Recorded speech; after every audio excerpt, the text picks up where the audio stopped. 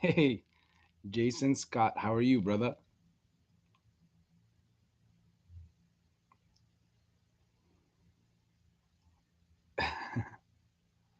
How are we doing, guys? Future. Damn, I miss all of you guys. It's been a minute, all right? It feels like it's been a minute. It's only been a couple days. Look at that. Forks is in the house.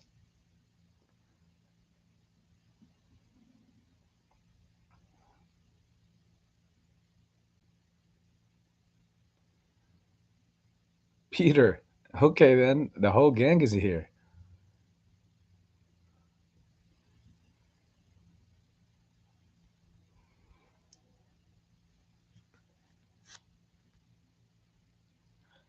What's good, bro? Stepping in to show some love. Prepping to go to work as I start in an hour. I think we got to about 10 or 9. Then we moon. This is the bottom portion of June run up before we moas. Uh, Peter, this is exactly why, last week I was telling everyone, if they thought last week was red, wait to see this week. And obviously, you guys see, I look like I didn't even sleep since last week, which truthfully, that has a lot of truth to it. I barely have been sleeping, with pops in and out, uh, you know, of the hospital in the last, what, month or so. It's just been two, three different admissions. So with our Eid coming at the same time, it's just been crazy. Family stuff don't stop.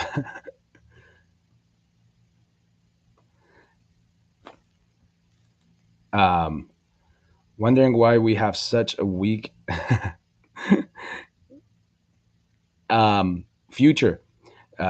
It that is coming out because of you, because it seems like they're doing nothing about it, and to a certain extent, of course, they are. You remember when I was saying before that don't be surprised if the offices above are the responsible parties for taking this whole thing taking its own time and taking forever to get done. Well,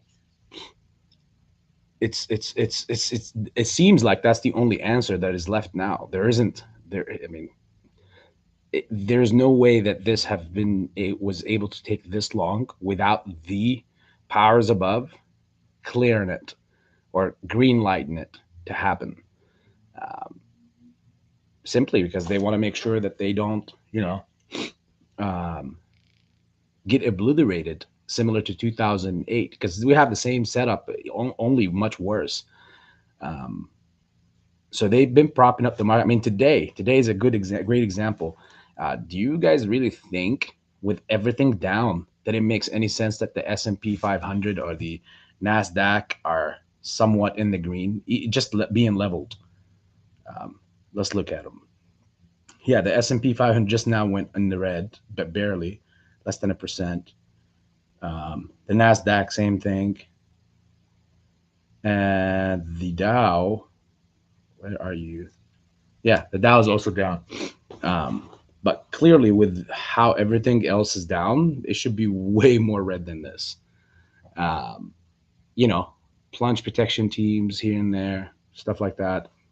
So I know where you're coming from, future. It's not that it's to the public, to the media. Sounds like he's weak.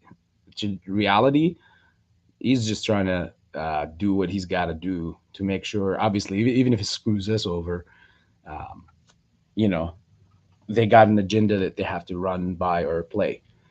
So I see it that way. So when we moon, I don't, I won't feel bad or anything. That's why I said before I won't even feel bad for any branch or the economy crashing, because they're gonna blame it on us. But um, there's not much we could do on media that could lessen that blow. We're gonna take that. We're gonna take that. Might as well enjoy it, right? Um, Also, brought 30 bbig today since I want to get that tide going. That will squeeze very soon as well. Yes, Peter. That's one of my fears, also in a way, is that they realize that it's so much more expensive to to cover the failure to delivers on bbig, and or to try to return all the shorts on bbig. It will be much more lesser of a blow for them to just pay for the dividend, because it's 10 to 1. So 10, every 10 BBIGs, they have to take care of one tide, which could result in us seeing, that was one of my worries. Um, because we technically, none of us, whoever is playing also options or, um, the BBIG play, there's no way to invest in Cryptide right now until it gets rolled out. And on that day of, that could be the play that could squeeze on that initial IPO. Cryptide could be the one that could be mooning, um, you know, well into the three digits, like into the hundreds, um, and then going back down. And because they're splitting to be their own third company, so it makes a good conversation. I don't know if they will go about it that way, um, but it makes it for a good conversation, because there's so many people. I mean, if they do it that way, it's cheaper for them. Second, they don't even they obliterate everyone on the BBIG options chain because BBIG would not be squeezing. It would be the opposite. The the the kid that it gives birth to, which is Cryptide. Um, so yeah, that's a tinfoil hat to think about. At the end of the day, um, if you bought BBIG stock, then that would be the least of your worries, um, because either way you get to be able to sell your BBIG stock, and you get to also sell your Cryptide, you know. So if it squeezes, hey, and you had shares, perfect. If you had only options in BBIG, I would definitely be worried for sure. Um, but time is of the essence. I mean, at the end of the day, we will find out the answer, this golden million or $1 billion question, the answer to it. We would know it within, you know, about 2 weeks. Yeah, 2 3 weeks, 2 weeks max actually,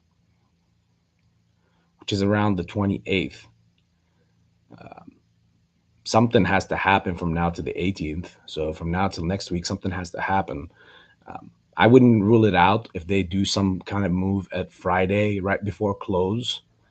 Um, you know, right now we're in that zone where, at any time, at any given moment, something could strike up. My main thing is looking at the crypto. And remember when I said, guys, look at crypto every day and see what is happening. Like, so it looked like they were gonna go right back up, and most of them, replenished. All cryptos got replenished again, um, but not to the level of that everybody thinks. I mean, like Bitcoin has just been 3% up, compared to the 33 or 35% that it went down. That's nothing. That's more like consolidating. But what I'm thinking is, remember when I was telling you the major level of support on this play was through people like Tesla and MicroStrategy being the biggest institutional holders in that play, and they averaged out around 30,000 a Bitcoin. The fact that it touched 29,000, like it dipped right under it and it powered right back up after, that tells me so many different things. It tells me, well, two things. One, um, that's where it's floor. That's where it's gonna be. That's one. Two, um, it could be the fact that somebody needed to get some money, so they sold all their holdings in cryptos, and someone else who's very wealthy, obviously, whose best interest is to keep the coins that high, um, purchased all the dumped shares or dumped coins. So someone basically replaced for someone else. That's how I see it. And that's why we don't see as major surge back up. Well, like for example, for Bitcoin back into the 40s, or the upper 30s. We didn't see that yet because so far it looks like somebody just bought out somebody. That's it. Somebody took somebody else's coins, um, for that somebody who really needs the money to do something. So we're gonna see either like a little consolidation in the crypto realm, and then a major drop, and then after that, I would be really really happy. um, as we would have like it will be like drama all over the place. It will be war all over the sector. Um, Definitely, the top institutional holders uh, are going to be very busy buying up whatever gets dumped, and averaging down, of course. But in the same time, it opens up a road for other people who wants to hedge their money. So if somebody wants to hedge, whoever sold their crypto holdings, it brings crypto down. Now there's an opportunity for someone who's really rich who want to hedge against what's coming into the market as far as a wide market crash, globally, that is. They can definitely go ahead and get into a crypto realm on a much cheaper basis.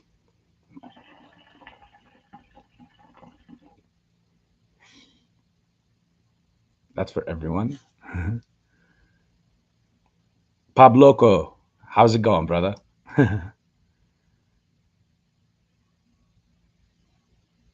What's up, Mr. Panulo? How are you doing?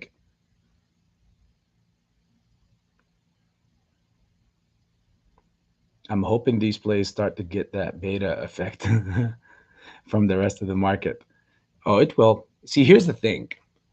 Surprisingly, the market maker is doing some crazy shady stuff right now on the options chain. Um, and what I mean by that, as in they've been I mean, they're still holding up options to a higher price. So, for example,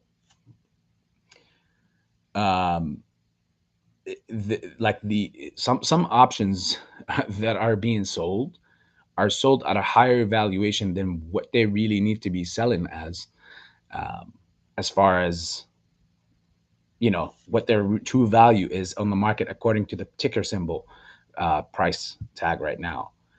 So it's uh, it's very weird. In the same time, I'm trying to watch like exactly what I say. Um, clearly, the market maker does not want to encourage something into the options chain.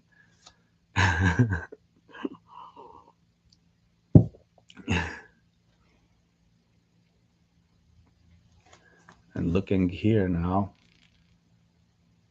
people just got to watch out for the bull traps that are going to be pretty relevant from this point on out. As far as random stocks, we have so amazing to look at a stock like Tesla, for example, and see it in the 700s. Because I kid you guys not, I've said this before. Um, there was once a group chat, a Tesla group chat, and this was literally like right around January of 2022, so about 4 months ago. And I told them that you're going to see Tesla in the 700s. It's going to touch the 750 range, and possibly lower sometime this year. And at that time, Tesla was like 1,100 or 12 or $1,300 a share. And I caught so much crap for it because I have an AMC slogan on my character. So they were like, "Oh, go back to your small time cap stock. What are you doing here, ape?" Blah blah. They literally shred me to pieces. At least they thought they did. Um, with the bad talk and everything, and they had nothing backing it up. Nothing. I had DD. I had reasons, um, and it was on a macro event level. They were just too caught up into the moment to the point where they're like, they were meat riding Elon Musk so much to the point where it over clouded their judgment, their of reality. They were emotionally invested based on their love for the guy and what they think the guy can do, like he was Jesus or something. Um, and clearly, you can see it now. It's in the 700s, and that looks still like the beginning. So I'm even over evaluating it. Um, you know, of course, AB had to go back and let them know on more than one occasion, um, and tell them like, "Hey, what's up? Where you tough guys are at now? Where are you guys with the? We're gonna touch 2,000 before we ever think about 750 or 800." Um, yeah, it was very sweet to see that. Truthfully, if you are invested in any major blue chip stock, odds are from a year ago till now, you're down, rather than if you were invested in AMC from a year ago, you would be up. So is it better? For lack of better terms, you were better off as an investor to invest in AMC a year ago than to invest in Amazon or Tesla or Shopify or any of these stocks or even Microsoft.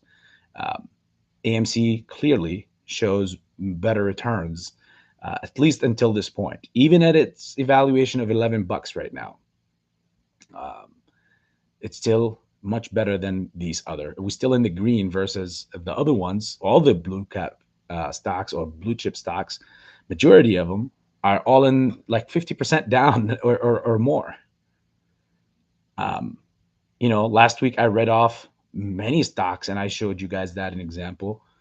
Um, and it's happening. Like let's put it this way: there is no rebounding from these levels naturally, like unless a catastrophic event where they just give us the middle finger.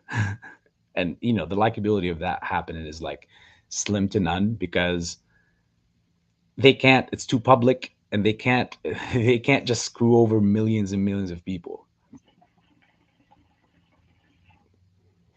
They will lose so much money from trying to not pay us our money. Um, so it's a bigger loss for them to give us the middle finger. But I'm just stating, like, the unreasonable or the reasonable here. Uh, there's no way that these other stocks could rebound from this correction, because it's not even bottomed. This is just like the tip of the iceberg. Um, this is nothing compared to what's coming, like for the other side. And like I said, the only way that this comes back up is if there's no market crash. Um, it's impossible. It's impossible to continue having repos on a daily base that are valued over a trillion and 700 billion, 1.7 trillion or 1.8 or almost $2 trillion in repo and reverse repo transactions on a daily for over a year now. It's impossible to carry that on. Plus all the major debts from major banks doing shady stuff. um, the line has to be drawn, and I think that they know where that line is. So that's why they've been working on this procedure for a long, long time, for over a year. One, it has a lot of good things for them. Uh, One, they get to lessen the blow with how many apes are on this movement. Because let's be honest, since last year till now, um, obviously I do know or think that no one is selling, but there was a lot of people that got margined out of or squeezed out of their accounts, especially in the last few months, or people who over the whole year entanglement, year and a half entanglement, they lessened their expectations. And that's what they're hoping for or operating on. They're like, hey, please, when this thing takes off to 70 or to 100 or 200, um, they're hoping that a lot of people are just going to paper hand at that point, because um, they get to make a lot more money or save a lot more money. Again, remember, all these FTDs, billions and possibly trillions of dollars in FTDs, um, all that is money that went somewhere, but it wasn't put to use. Like the shares were not delivered for it. So it's not like they just been losing money. No, somebody's been pocketing cash. It's kind of like when you and I went to buy shares. We're getting digital picture saying that you bought 5 shares or 25 shares or whatever. Somebody took that money, of course. The broker delivered it to the market maker, um, but we didn't get any shares for it. So the broker thinks that the market maker's got them. The market maker's been dark pooling shit over to banks to get repo and reverse repo uh, transactions to add up to the major positions as collateral so that they can get even more loans and take that money and utilize it elsewhere. They thought that they can over leverage themselves. Smart money thought that they were going to do something smart. Honestly, this is what I think has been happening, or how it went down. So they thought that they could take major amounts of loads of money from people, kind of like working someone else's money, which is, again, it's a hedge fund, right? Um, Working somebody else's money to make money and pay them back their money without them knowing that you got rich off of their money. This is basically what it is, because we don't see what's happening, right? They take the money, similar to 401ks too. Same idea. The government takes from you on a yearly base, on a monthly, on a paycheck base, until you retire, and it you don't get to see that money or touch it until after retirement. Otherwise, you pay a penalty um, from taking your own money. Um, and somehow they got everybody to be like like a sheep of like a herd of sheep, believing into that system, following along, thinking that it's going to take care of them in their old days. um, while the returns really, I mean, I get it, it's a great piggy bank idea, but when the market falls, I mean, think of it like this: soon, every year there's people who retire. And what is the person that's going to retire really soon? Like, let's say, right as this market crashes, and they have no idea what's happening in the market. Most of them don't. And they retire, and the market is crashing, and they retire. What will they have in their account?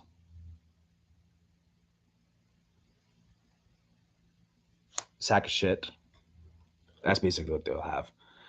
And that's what they will get for 40, 50 years, whatever, 35 years of service to the system. Um, So what the system does is takes piles of all the money, and then they invest it in uh, overseas, big projects, big things. So because they know the person whose money they're taking, well, the groups of the people that their money they're taking and working and investing, those are not going to touch that money from now until many years to come. So by the time that you get to retirement, do you know how much money your money made for them? They make, like, off of whatever your 401k, they make at least 10 to 20 times over that. That's a least amount of expectation too. Uh, a very conservative figure here over the years. And then they give you this and they make you feel like they gave you this, like it was from them to you. And people become very gracious and um, glad, and they kiss the ring and say, "Thank you, sir. Thank you, master, for taking care of me in my old time." Now that you have a 401k and you're 60, 70 years old, and you're like, what do I do here? Not to bring it down to people who are obviously on it. I'm just breaking down, like, don't be mad at me if I'm breaking this down in a way where it seems like I'm lessening your worth. I'm not doing that. That's not my case here. I'm just trying to open up your eyes to the fact that when you get something, not only are you overly deserving of it, you're also, that's the least that could happen, because you should, like, your eyes should be wide open, and Be like, hey, with so much uh, with so much confidence, say, you owe me a whole lot more. Don't think that I'm going to thank you for this, because you truly shouldn't. You truly shouldn't. This is a perfect example of what people working for the government rather than the government working for the people. That's a perfect example for that. Let me see. Let me address some of the comments before I carry on with the rants. Uh, what a bloodbath, Bob Loco. Of course, it's a great bloodbath. I mean, just think of the blood as wine, and just, wine baths are really good for the body. You should try it sometime. um, 401k is a government pyramid scheme. Yes, sir. That's 100% a fact. Um, and anyone who goes against that is a person who likes to read fiction stories. Sometimes they're good. My 401k was hit hardly. Um, in 2008, I transferred it all into silver. Oh man, this is going to be very rewarding for you in the right time, Leah. It's going to be very rewarding. Just be very patient, and not financial advice, but you doing the right thing. Sagado, how are you doing? Thanks for checking up on Pops. He got through the procedure yesterday. He's much better now. Um, I just wish he can, you know, start listening and taking care of his health a little bit better. I hope so. Very nervous. I mean, that Leah, that's what they count on. They thrive in those waters, in the waters that where you or anybody else, obviously, um, they make it seem like it's a very shady thing and it's about to drop to nothing. But that's the thing. When you do a reverse psychology thing on them, similar to what we have been doing with AMC and GME, they notice that if we all have become numb to these shenanigans, over a year and a half is a pretty clear statement that these people are not going to give up by now. We've been bathing in wine since last year. Yeah, we right now I'm imagining an old Greek mythology times where we all got these Greek names like Caesar and Acupalipus and Michipalipus, whatever you want to name yourself as.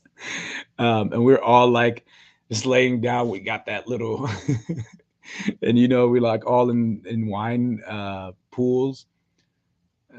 It's a funny scene right now in my head. The only difference is this wine pool has been hot. It's been turned up. Uh, so the wine is very thick.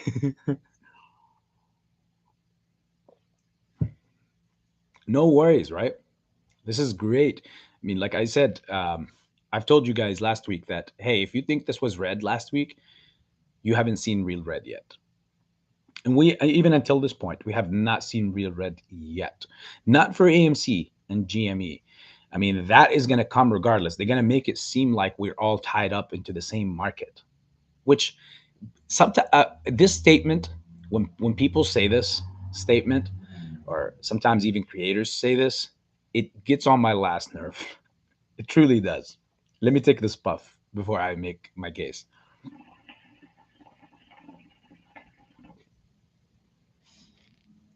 The reason why we are not in the same market, or we're not part of the market, is because we are the stock that they are over leveraged by.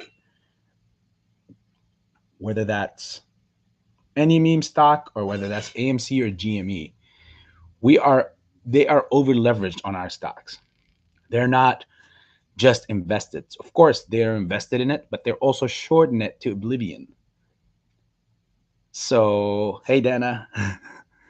so so since they're being very shorted heavily, The ones that are investing in the stock, sometimes it's even Citadel itself. I mean, it has a short position on you, and it has an option calls on you, and it has puts, and it has shares.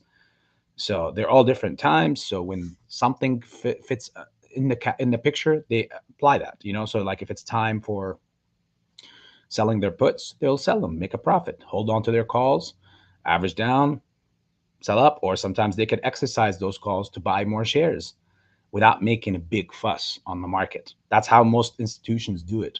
To buy a big position into a company without making headlines, the best way to do that is through buying up a lot of calls and obviously exercising them on the right, on the agreed upon date.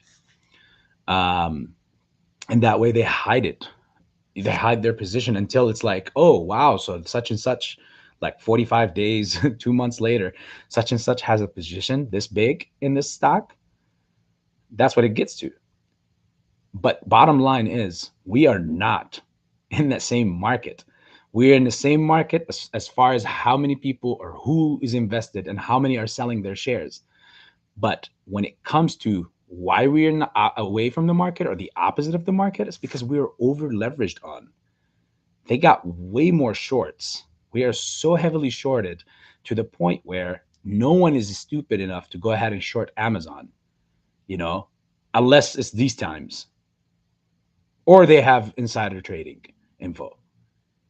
But on any regular day, who's idiot or who's an idiot to short something like Amazon or Tesla or you don't have to ask Bill Gates about that question. Musk made sure that he put him on the spot for that. Um, but yeah, like who's stupid to go ahead and short something that's valuated like that high, especially in the trillions? It's a very stable stock, no matter what is thrown at it, except when people or entities similar to like hedge funds have to start selling their positions, liquidate their positions in those blue chip stocks so they can take care of another stock that is over leveraged. That's why we're not in that same market. So when YouTube creators say this to their following, it bothers me because they don't break it down the way that it should be. Like people really are walking away from these streams thinking that, hey, yeah, AMC and GME, if the market is up, we're gonna be up. If the market is down, we're gonna be down. And it's truly not. That's the picture that the market maker or the other side is drawing for you, to convince you to day trade this. Because you're like, it's a red, okay, well, that's when I buy. When it's green, I will sell because it's going to be red again and again, like right there. That's it right there. That's you fell for the solution that they've been looking for over a year and a half. How to break this whole buy and hold, keywords or quotes, hold, strategy. I've said it a billion times before. I'm gonna say it another billion times at least. uh, who knows when this thing breaks out? But I'll continue to say it. The most danger to them is the hold mindset. That's something they can't have moving forward in the future, uh, stock market or even the crypto, in any realm, in any investment world. They can't have this.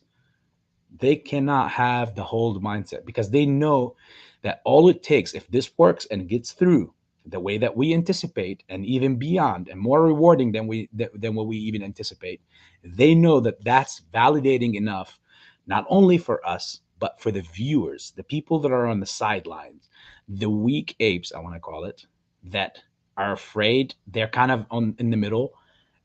They listen to some people, or they listen to smart money, or they listen to Jim Cramer and those kind of people, and they make a case for them. They're like conflicted because they don't know whether to believe. I've dealt with some of those people.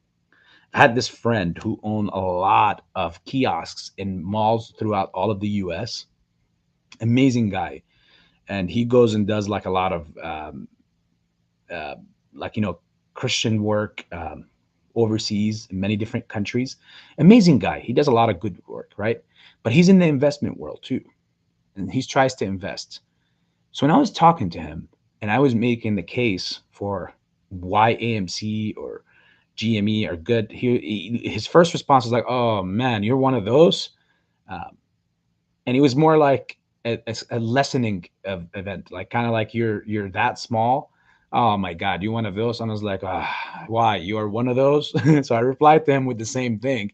He was like, what is that? Those? Um, I said, you're one of those, the Jim Cramers, right? That watches that Mad Money in the morning or something, and that's it. They get their scoop that way, and then they know what they're doing, and their coffee has to taste good. Um, it's crazy, right? So I made a case to him, and actually he was quite convinced at the end.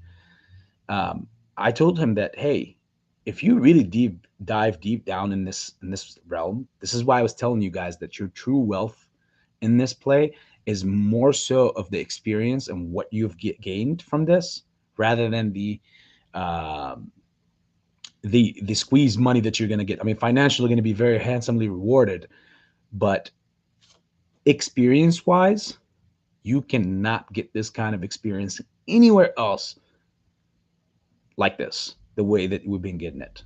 I mean, we've been going through so many things that after this squeeze, trust me, guys, with just a little bit of money, um, you guys are going to be master traders going down the line. Look how many of you, like I'm speechless to see how all of you guys have so much to offer, and I see it only been on the Discord. I'm like, wow, like this is like Hogwarts or something of trades. Um, that's what they're mostly afraid of. So they want to break that apart. If they can't break that apart, and we get what we want the way what we want, we planned for, and how we wanted it, whew, they know that in the future there's no more institutional investor, because the retail investor will be the emblem of trading. That's what we will be. And the institutional investor will be more like the sidetrack, like the leftover fry in the bag, similar to how they try to treat the retail investor. Because all it takes after this is for every uh, retail traders to come together, and make groups, literally like make groups. Like every YouTuber I know has at least a few thousand people following, except of course here it's much smaller. Uh, don't let that bring you guys down, because again, we're new. It's only been a couple months. Um, but put those thousands together, and they'll say they create a hedge fund, like go about it legally, so that they don't have to keep saying "trust me, bro," or uh, not financial advice. That's so annoying statement. So in order not to keep saying that, they create their own hedge fund, and they literally go on a daily base, like they hit short cap floats, stocks, and they just boom, one after another. They will raid. It's gonna seem like some sort of Mongol invasion, where Genghis Khan and co comes in and just takes over all the city. This is insane. This is insane. And obviously, no hedge fund wants to be caught on the other end with their shorts down. Obviously, thinking that they could short a stock because it has a small cap. Uh, you know, they make so much money on these things, so they just worry. Obviously, if we get what we want the way we want it after this, it's game over, not for now, just now. It's game over for the future. And that's what they're afraid of most. I mean, everybody takes losses. They know that they'll be okay with taking a loss, no matter how big or severe it is, because eventually the system makes it easier for them to get by and move forward, and constantly keep moving forward and get back on their feet. 2008. Um, but only because they can do the same thing over again in the future. But if they can't do the same thing again in the future, then what are they to do? There's way more stress on them guys than us. That's what's beautiful about this.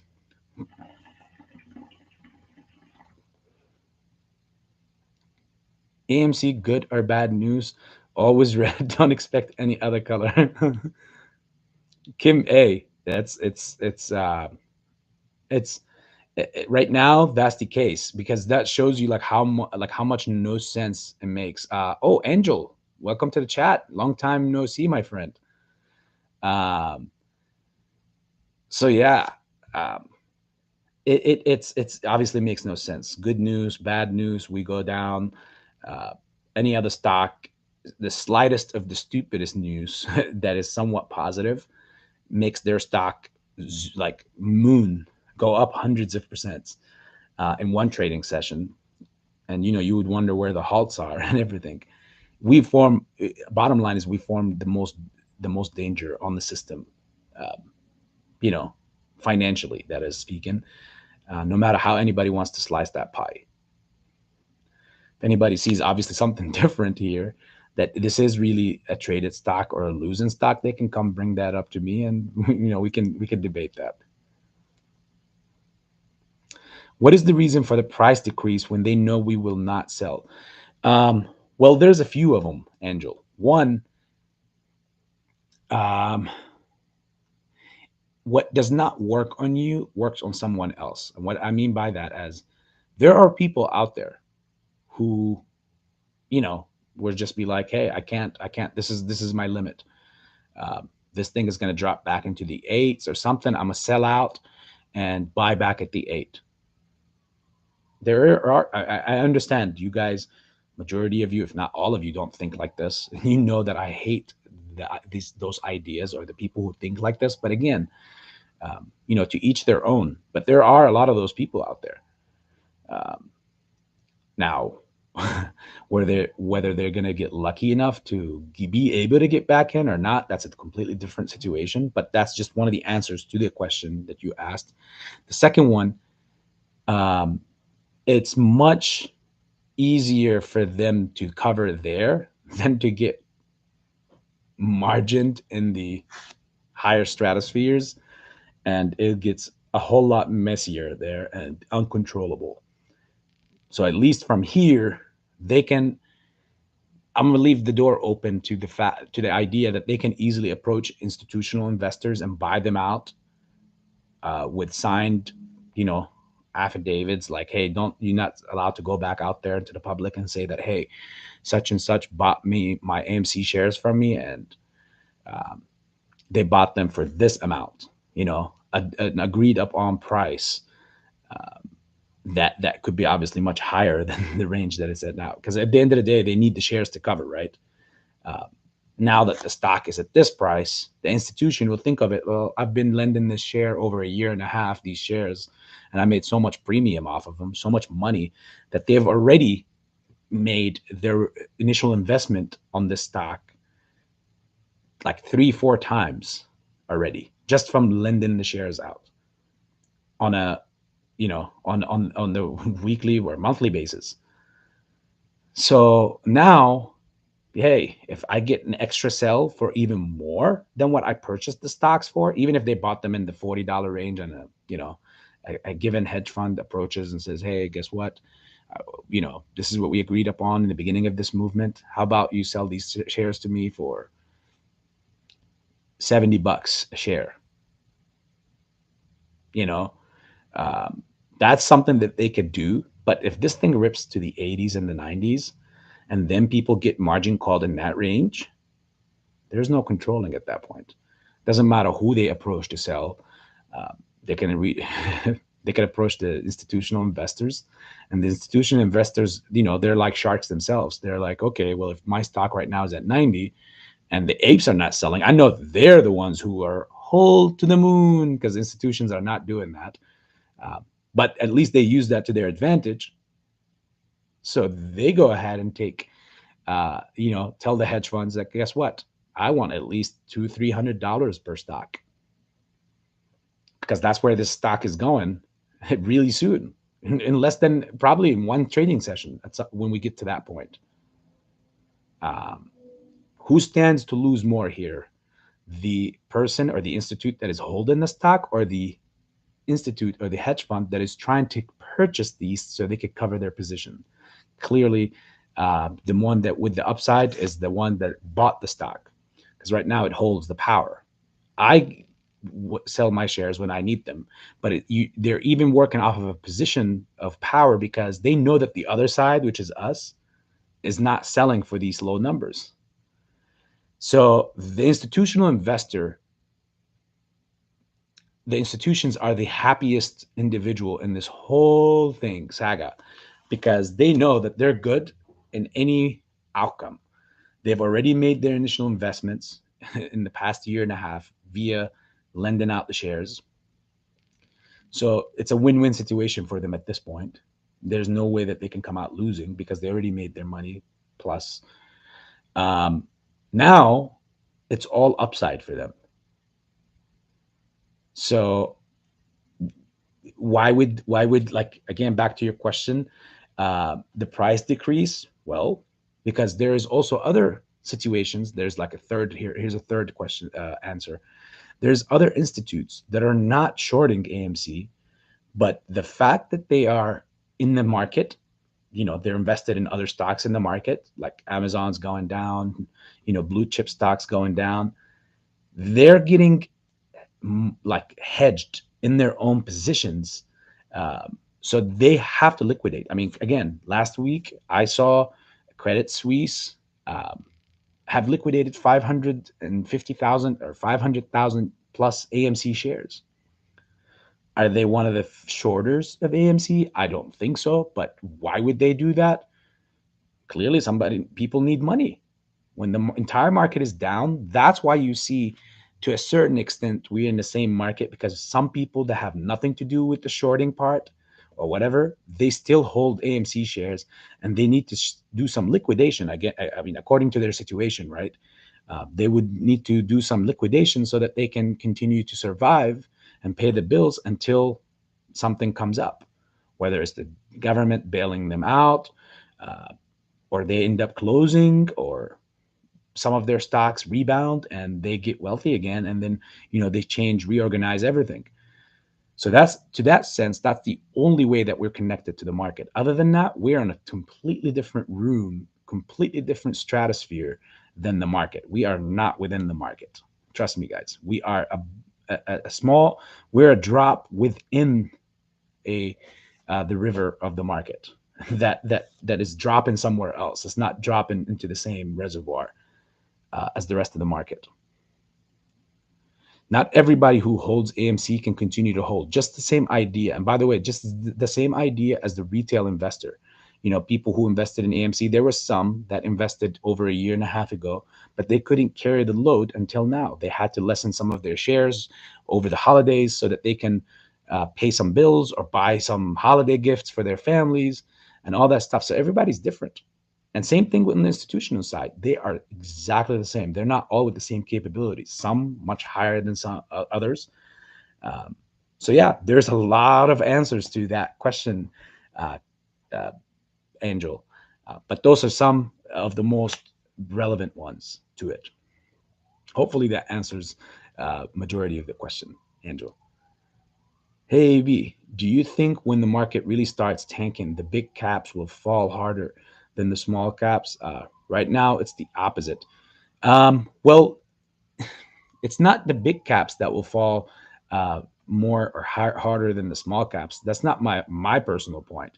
What I was saying was that the shorted, the overly shorted stocks are going to drop much harder than uh, are they going to drop much less than the um, higher major cap stocks. And you will see what truly is going to happen from this, excuse me, is one, major cap stocks are going to do a correction or tank to crazy numbers or levels. In the same time, you're going to have many small cap stocks that are going to go bankrupt. And those are the ones that basically are just extremely irrelevant. They happen to be either starting up or very weak standing right now, and this is the worst time for any company to be weak, um, because obviously this is the storm like no other. If they don't have all their foundations being strong and solid, they're not going to withstand the storm. So guess what those companies will be? These companies will be primed for shorting for certain hedge fund entities. They keep their eyes and tabs open. They know that, nobody is looking at these companies. They know the storm that is coming. There's no way that, it happens without any damage. It's a lot of damage is going to happen, and a lot of companies are going to get vanquished. So to the shorts, that's another stream of income that they will pounce on, um, to be able to pay us, if even if they can't pay us, or to regroup themselves and restand and be able to get back on their feet after they go through us. Hopefully that answers it, Sagato. Pabloco, they should have paid us pennies when we were dumb. Now we're smart and dangerous. That's very true, Pabloco. Extremely true.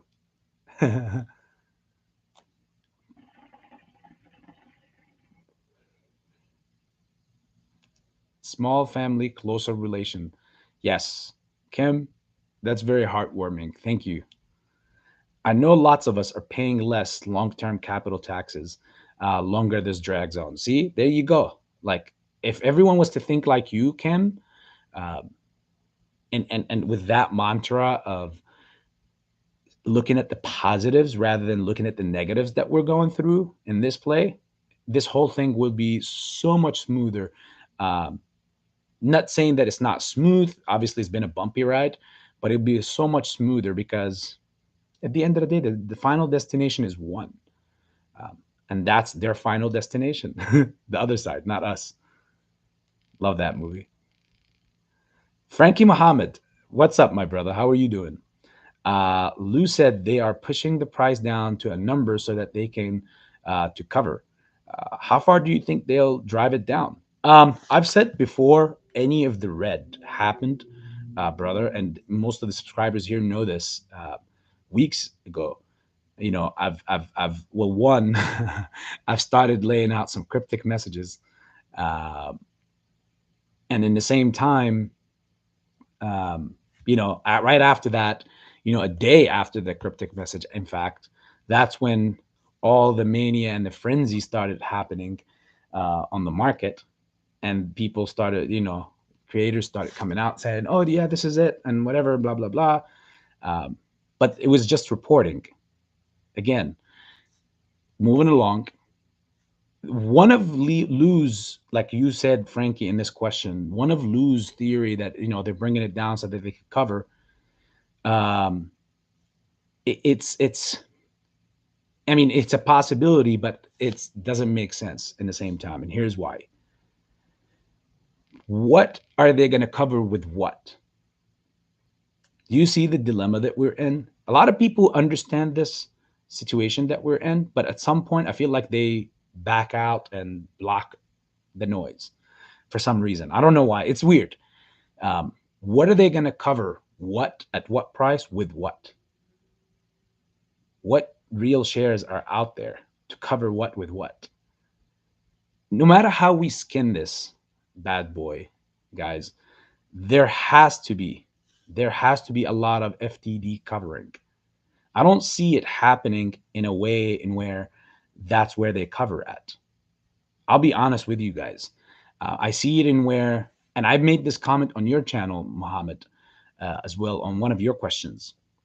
Um, I see this happening as first it comes off like they start covering after um, the FTDs are covered, or some level of FTDs or form of FTDs are covered. Because again,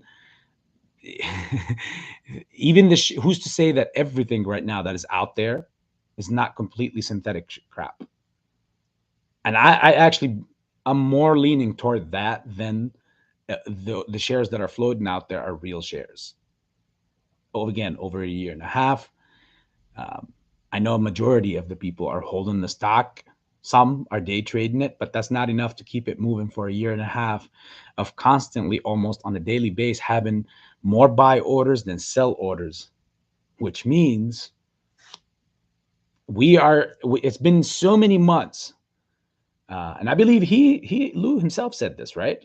For so many months, we've been working way over the cap that we've been allocated, like over that 500 million shares cap that we had.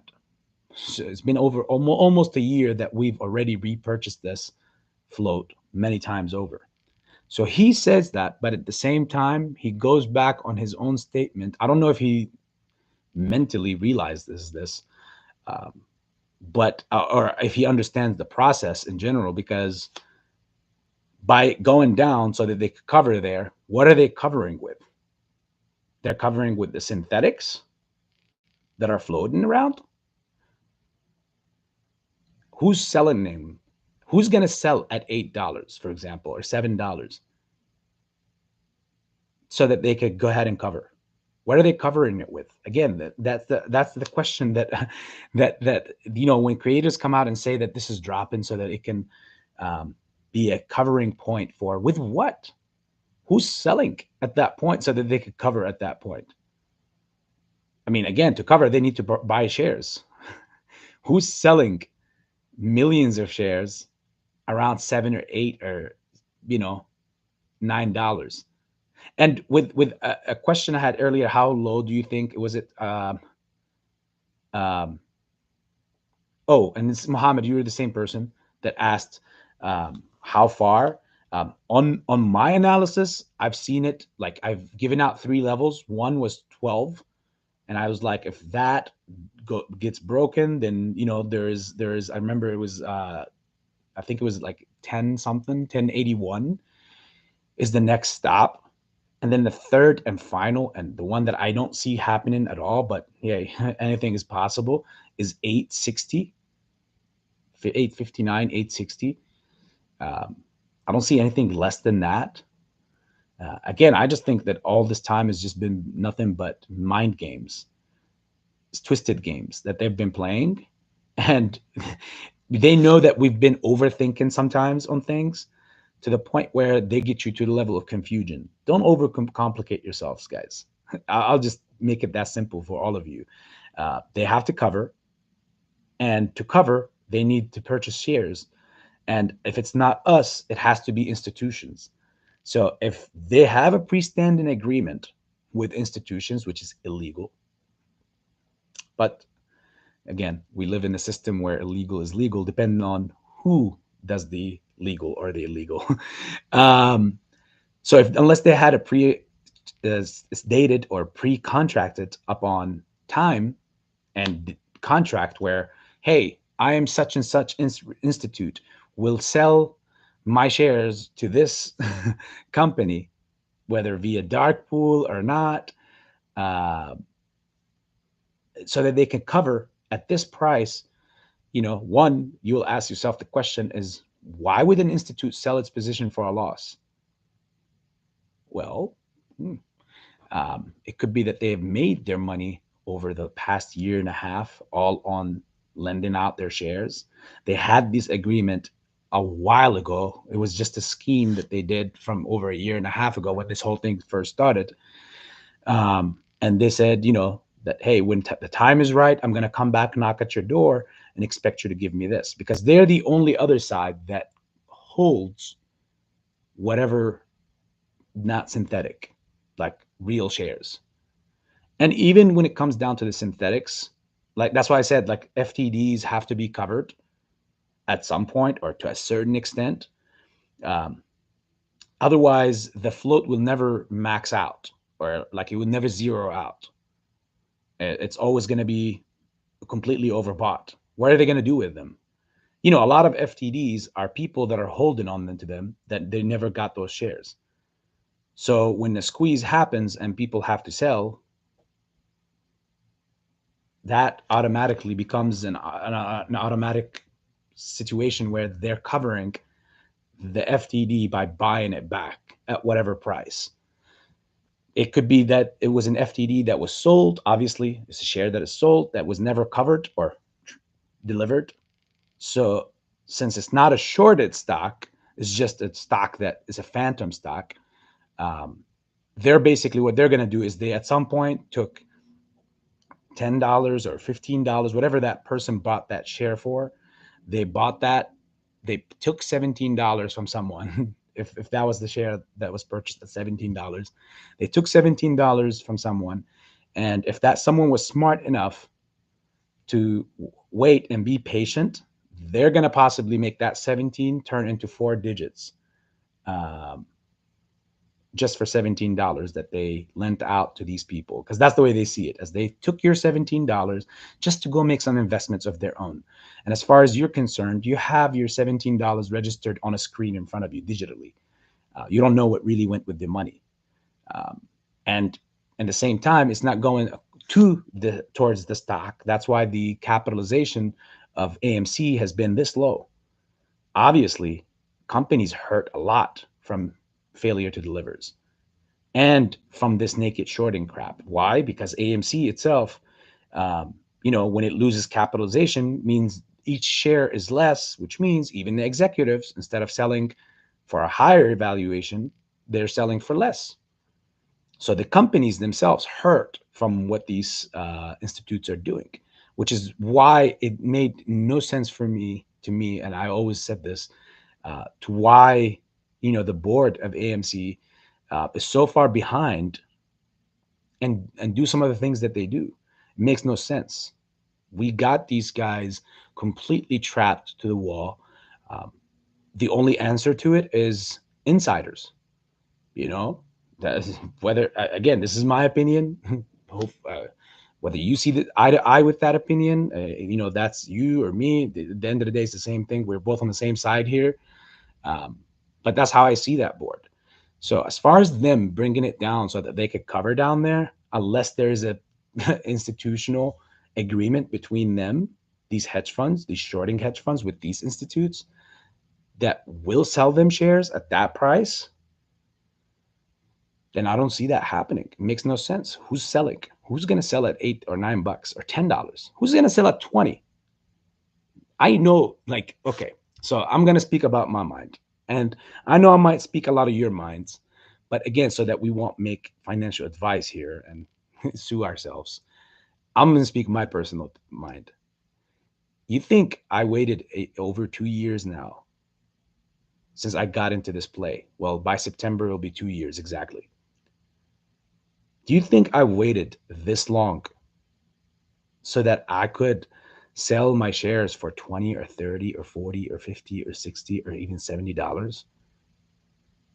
I could have been making so much more money, um, using that money on day trades. What mathematical sense does it make that I wait this long so I could sell at that price? That means all along I've been holding for out of stupidity, because I don't know how to invest. I could have had that money turning more money in other ways. So if it wasn't for my conviction in this play, me being more profitable for me than any other strategy, I wouldn't have been in this play for this long. But I know that it's going to reward me a whole lot more. And sorry, but 50, 40, 30, 60, 70, 80, 90, 100, uh, those are not the numbers I have conviction in. Those just, I mean, again, I'm speaking my mind. I'm not influencing or advising anyone here. You sell and you buy at whatever level you want. You could buy or even sell at $7 or $2, whatever you want.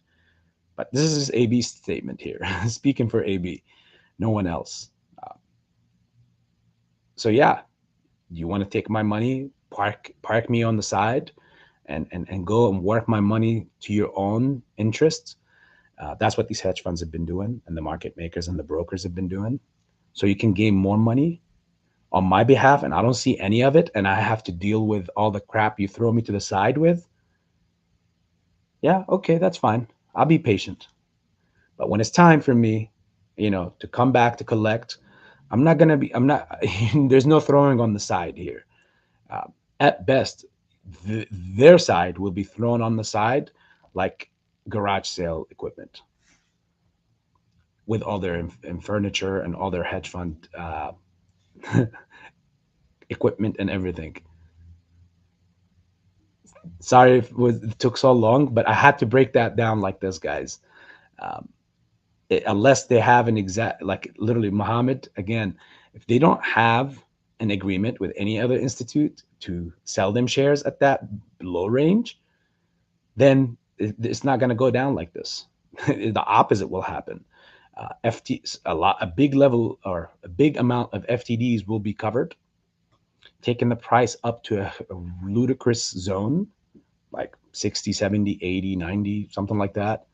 Uh, Maybe 30s, 40s, 50s, and then somebody taps out over there completely. And that's when they start covering, because at that range, even institutes will be inclined to sell because they purchased their shares around the 20s, 30s. Some of them bought in the 40s.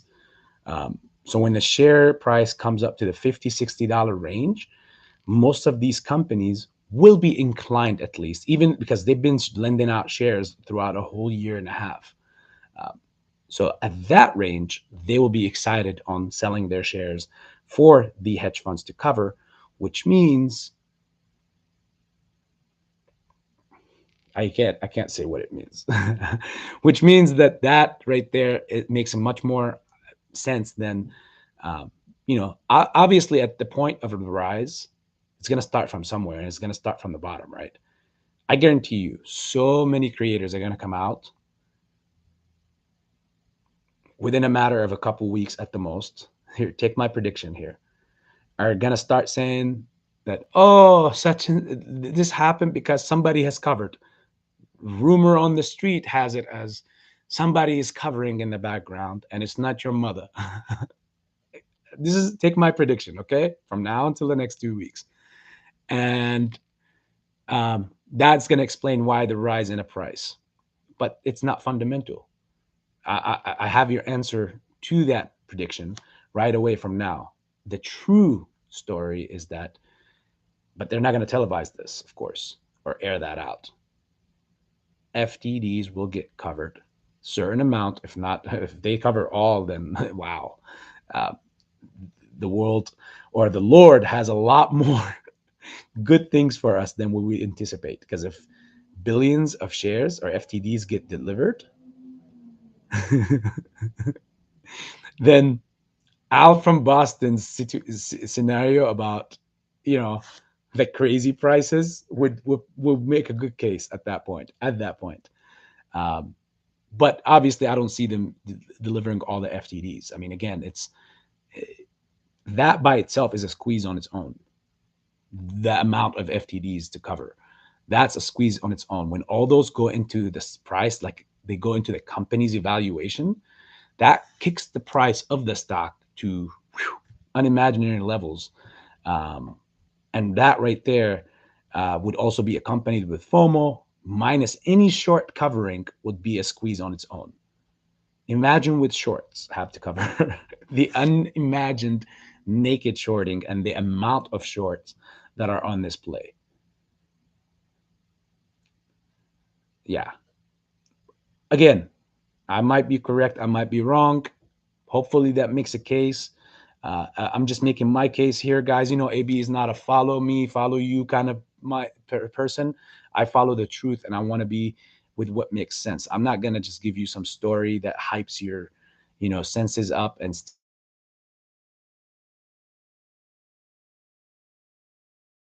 this is a grown-up zone where I like to, talk. I don't talk down onto you or, to sound like I know more than you or any of that stuff.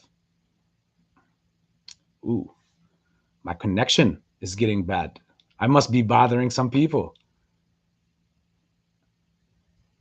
Am I back? Can you guys hear me? Yeah, it looks like somebody's hacking me now because I'm saying stuff that they don't like, I guess. But yeah, as I was saying, AB would be talking back and forth with you, like we're all obviously the same as we are, um, because we all have a lot to learn from each other.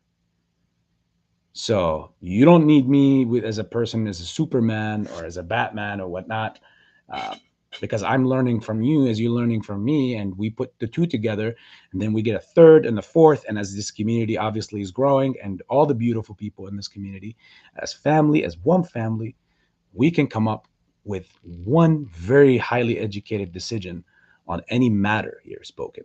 And I want to say any matter, any matter. not just follow hype and stuff like that, and not back it up with reason. I mean, again, like I said, um, people can go back on their words without even noticing that they're going back on their statements. Um, Tells you a lot about their level of intelligence. Um, Kim A. Um, Brother Mohammed, hopefully that answers my point. Kim A. Hey, Frankie, thanks for shutting John Wick. Oh, what's happening now with that guy again? Again? Other stuff? I think I saw your thing, uh, Frankie. I didn't want to comment on it. I was almost halfway in through a comment, then I deleted it, honestly, because it just makes no, like, again, I'm not part of this. I don't want to be a part of this stuff because breaks no bread. Um, but this whole idea of showing your position at first to people to prove that you are an AMC holder, not a bot. And the same time, it moved over now to creators. Like, hey, how about you creators? Like, it's two things. One, attention collect. Please, I need attention. I don't know. I'm not an investor. I don't know how to invest. I'm a character, that's for sure. So people come and view it. But I need attention. And I'm making waves with it with these stupid things. It makes no sense. I don't understand why anybody have to show their position. It clearly, by the way, guys, I don't know if you know this, but you know how Reddit got hijacked? A lot of bots made cases that they have positions. They went and made some sort of photoshopped crap pictures, and they started loading them, saying that this is the hype, this is the play I'm going for, and I loaded up this much. So a lot of people in the Reddit community are like, whoa, okay, that's the next squeeze. They went and jumped in, and it was a bloodbath. It was completely, fraudulent and completely wrong.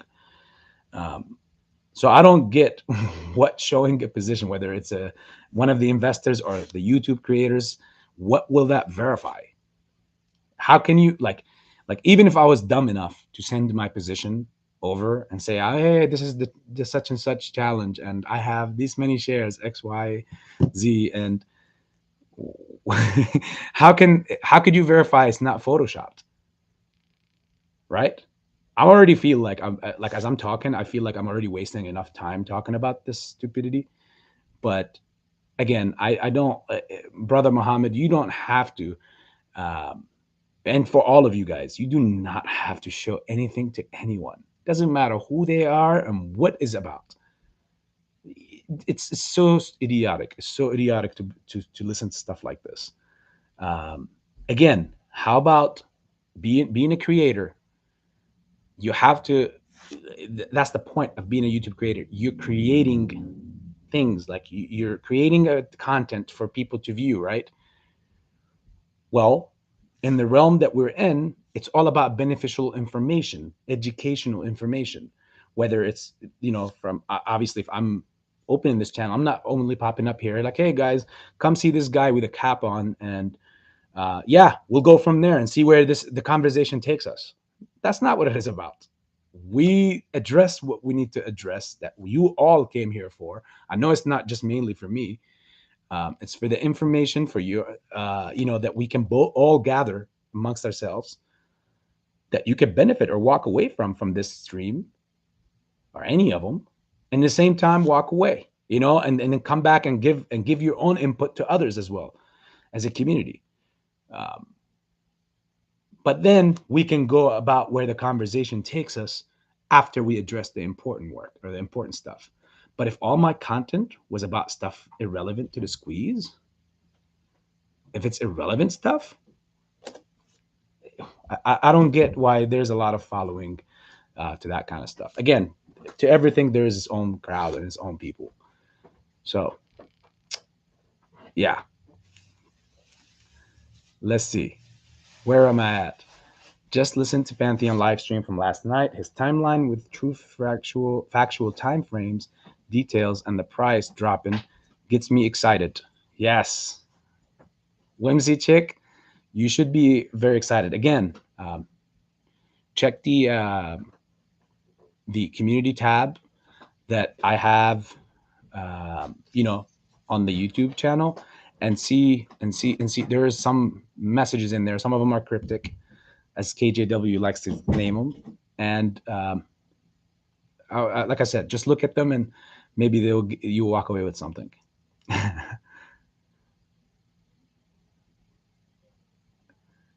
Where I'm at. That, and by the way, Whimsy Chick, me and Pantheon are on the same understanding when it comes to that theory and his timeline. I was there yesterday, but I wasn't there, I guess, when he declared that part. Um, as I said, I've been busy with pops, but um, I know what time frame that he's referring to, um, and I don't know if he went into details of how he, came about that. But this is why I also say that I feel like we are anywhere between $8 to $10 is the lowest that we could go. I highly doubt that $8 will reach. But if it does, I'm not like, it will be like my last wow. Like they really did go for my last thought. I don't see it way lower than that at all. And the funny thing is that the time frame where it's gonna happen, it's gonna be extremely quick, guys. It's gonna be extremely quick. Short-lived drop. Not financial advice. I'm just a ape, not even smooth brained, who just thinks, what he thinks and he just says it. No filters. True terminal shakeout now. With price this low, Independence Day coming soon. Kim, have you become Adrian Fernandez? Whimsy still wearing your AMC wristband. Yes, she is. I like it. Boo Marley, long time. The price is dropping, but no one is selling. Yes. You welcome, Frankie Muhammad. Appreciate you showing up and the support. Always got great videos, so I'm always following, brother. Keep up the good work. What do you think of the earnings call? The earnings call was okay. So this company, AMC, could be literally registering losses on a quarterly base, and that will still not affect our squeeze. And here's why I say this. Again, the squeeze and the company, yes, they are in the same, like they are in the same room, but at a certain point, they go their own separate way. Because if this was not manipulated, the company would not even be at this lower cap.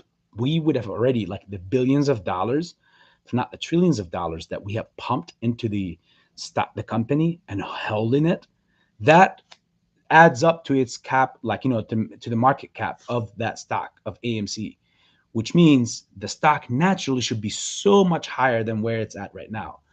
Now, unfortunately, since we did have, unfortunately and fortunately, by the way, because there's a good and a bad to it.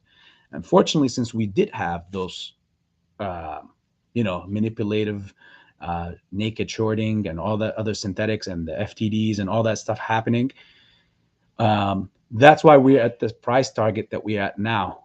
But that's the bad part. The good part is that only becomes over time more like fuel, and it's just waiting, as a composite fuel that's just, sitting and waiting. And all it takes is just one match being thrown there, and now you have a wild explosion and fire that cannot be contained, like literally cannot be contained.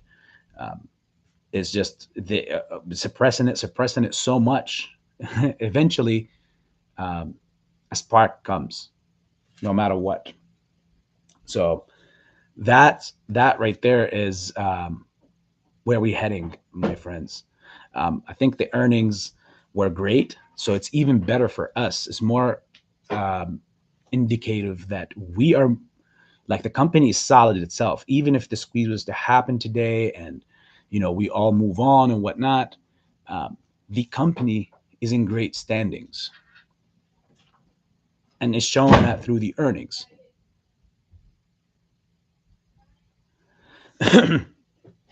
So there's not much to read into it, Pabloco, as far as the earnings.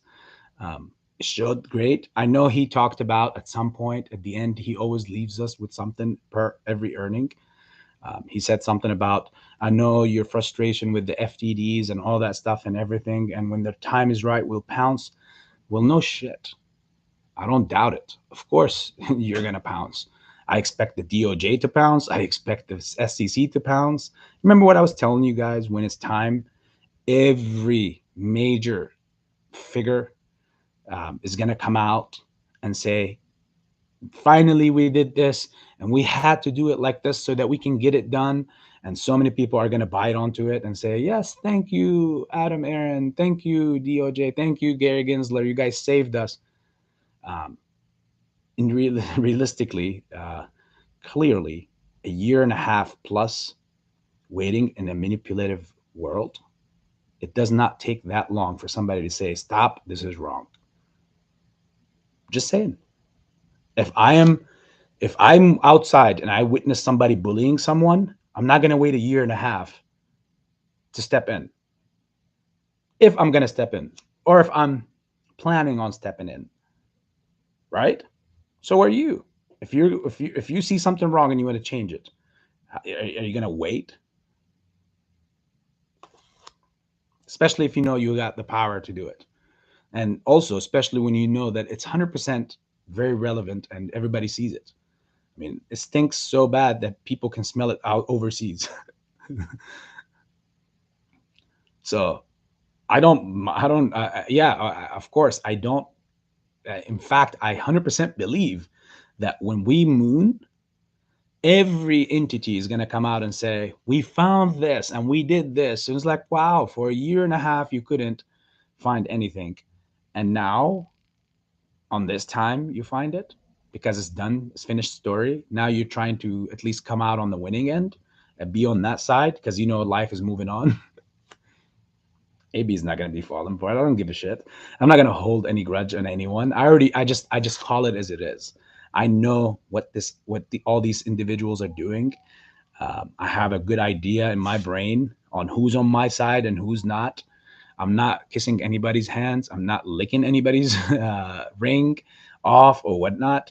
I know no one is my silverback. I've made that pretty clear a long time ago. So I'm not going to burst anybody's bubble as well. If you believe in that fancy world, you have every right to believe in that. Um, who am I to go tell a kid that the tooth fairy is not coming tonight? I'll just go put $1 under that pillow and say, hey, you were right. She came at night.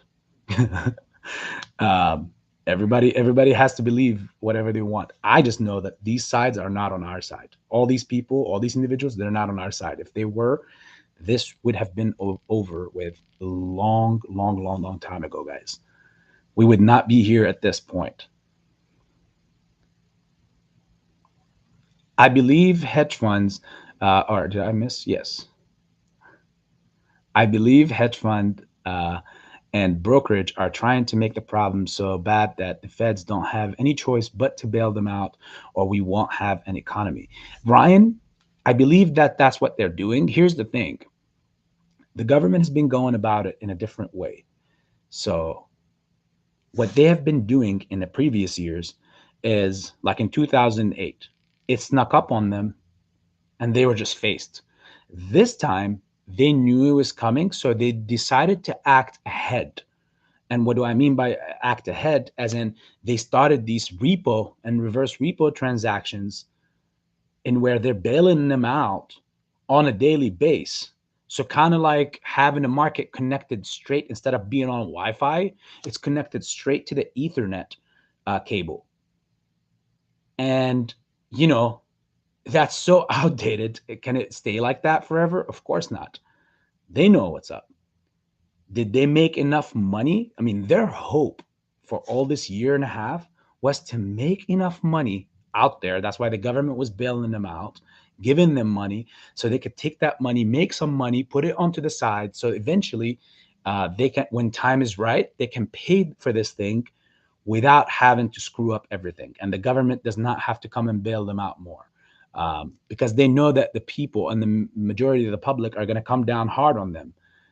We're going to come hard on them. Like in 2008, they bailed them out. Instead of putting the money in the system, they gave it to the bankers that screwed up the system. And what did we see? A massive recession, terrible. A lot of people on that side took money and transferred it over to private uh, islands and the Caymans and whatever. And, they filled up their pockets. They benefited from the crime that they committed. They were rewarded. And we took the hit, the common citizen. This is going to be the same. There's nothing any different. The only difference is how the government wanted to go about it. Instead of being phased with it and they just do one massive bailout when it gets to it, because eventually that's what it's going to come down to. They try to do it in a way in where everything can be covered from history. So when 20 years from now, looking back at this time, it will say that, hey, such and such squoze, but it had nothing to do with, the government bailing it out, or the government won't be looked bad at 20 years from now. They'll just look back and say, oh yeah, such and such squoze.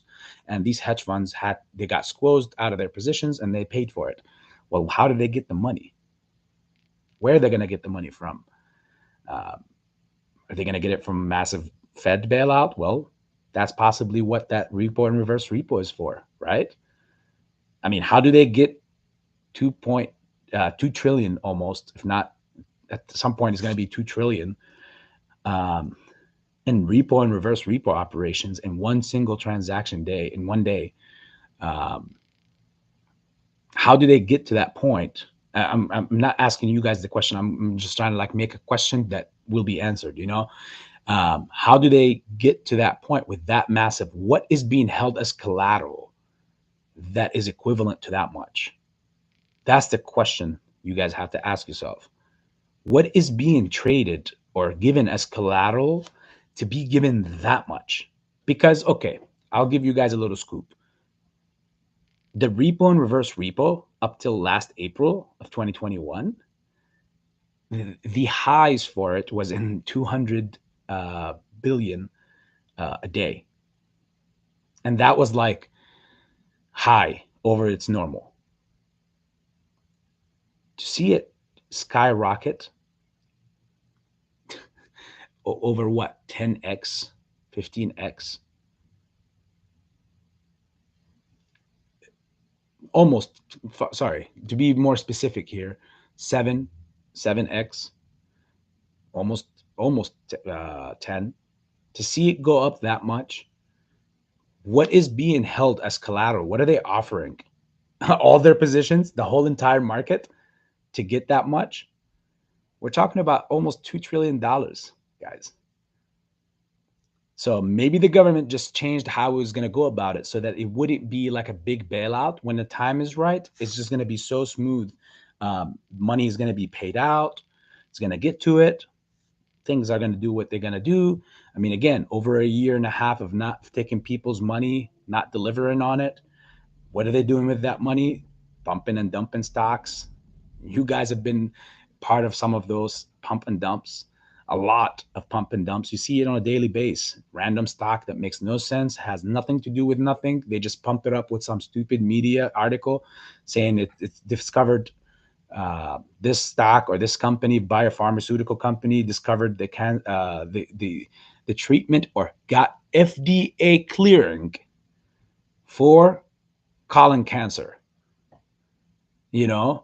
and 2 days later or 3 days later, it gets dumped by, or not even, sometimes the very next day, it gets dumped right away by the same companies that obviously bought into it. And that's when they send out bad articles saying that, oh, well, such and such came out with one of its data and it turned out to be negative and it's not good. So clearly they have to go back to the drawing board. What has that been doing? Where's that money going, right? They're pumping and dumping stocks on a daily basis for over a year and a half with repo money that they're getting from the government, with money that they're getting from us that they're not delivering on. So they're capitalizing. Where's the profits that they're making on these illegally obtained money? from us and from the Fed. What are they? Where's the money or the profits that they're collecting? Where are they doing with it?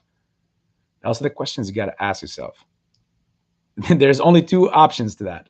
One, they're either taking it and transferring it over to Swiss bank accounts or private islands, or they're putting them in a big reservoir or preparing for an event um, that they have to pay this on, and hope that eventually when they come out of this, that they come out more on the green side than the red side when it's all said and done.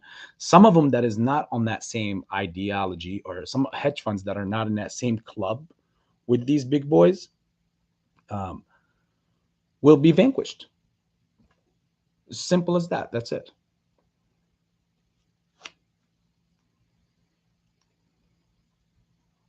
It's all good. That's all good. Yeah, I can hear you. You got it, Andrew. Cigarro, AB, I know no times, but do you think this will be over by 2024 at least? Uh, like I told you, Cigarro, I told everyone before, if I don't see this happening, uh, you know, by the cryptic messages or time frame or by July, um, then I'm preparing for 2023. Um, I'm going to tell you this: there is no way this could take to 2024. A lot of things have to move forward. Monetary systems have to change. The crypto realm has to take over. And that can't continue to be put on hold until all this stuff happen. Wars are being committed and lost and won on the other side, while this is still held hostage. um, Something has got to go, whether we get middle fingered or we get what we expect from this play. And it's going to just literally come down to that. um, no, it's not going to take that long to get either of those two results.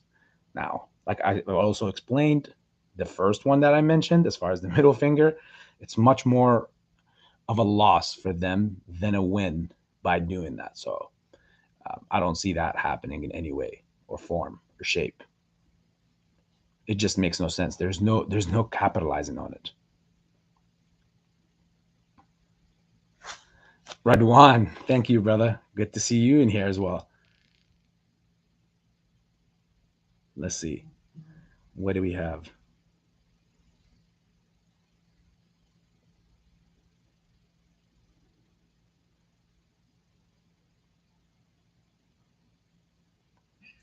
Right now we have, okay, UVXY is down. Who is this? Who do we have in here?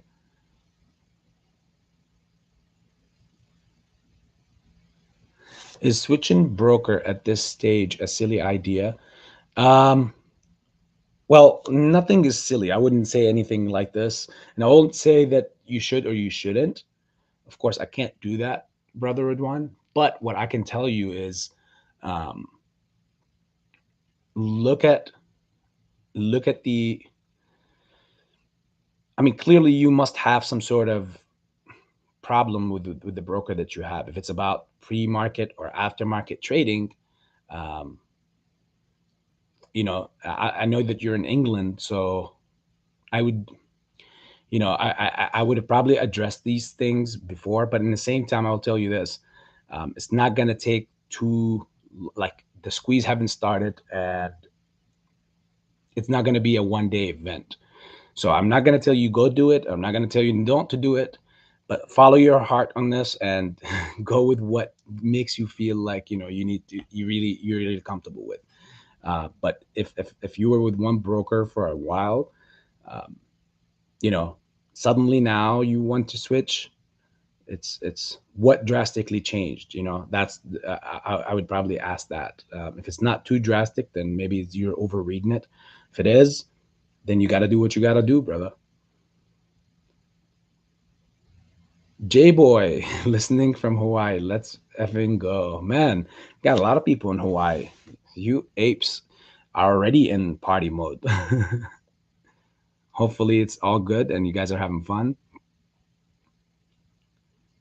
Hey, Mickey J is in the house. Let's go, Hawaii gang. You should send a message to everyone when you go live. I never got your YouTube notification. Yeah, I don't know why they keep doing this. Make sure you guys hit that bell button. Next, I'm assuming that's the case. If it's not, then I'm just shadow banned. Um, and yeah, I got you, Mickey. We'll do so. Pet hello.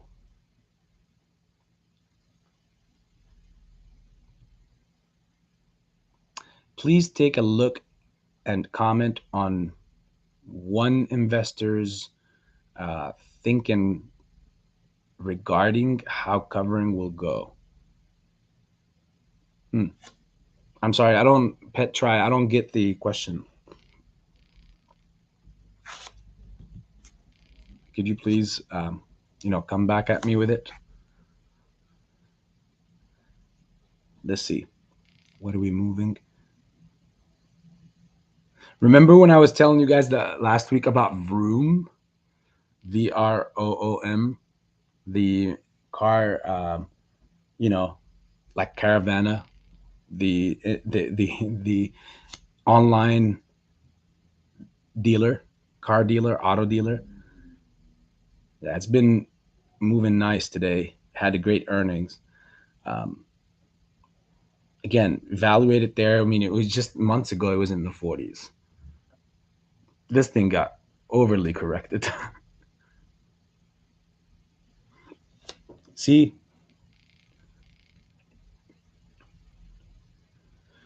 we have, yeah, there should be no reason why, for example, the SPY is up, even if it's just 1%. Um, Microsoft is up 3%. The Jones is up. Netflix is up 4%.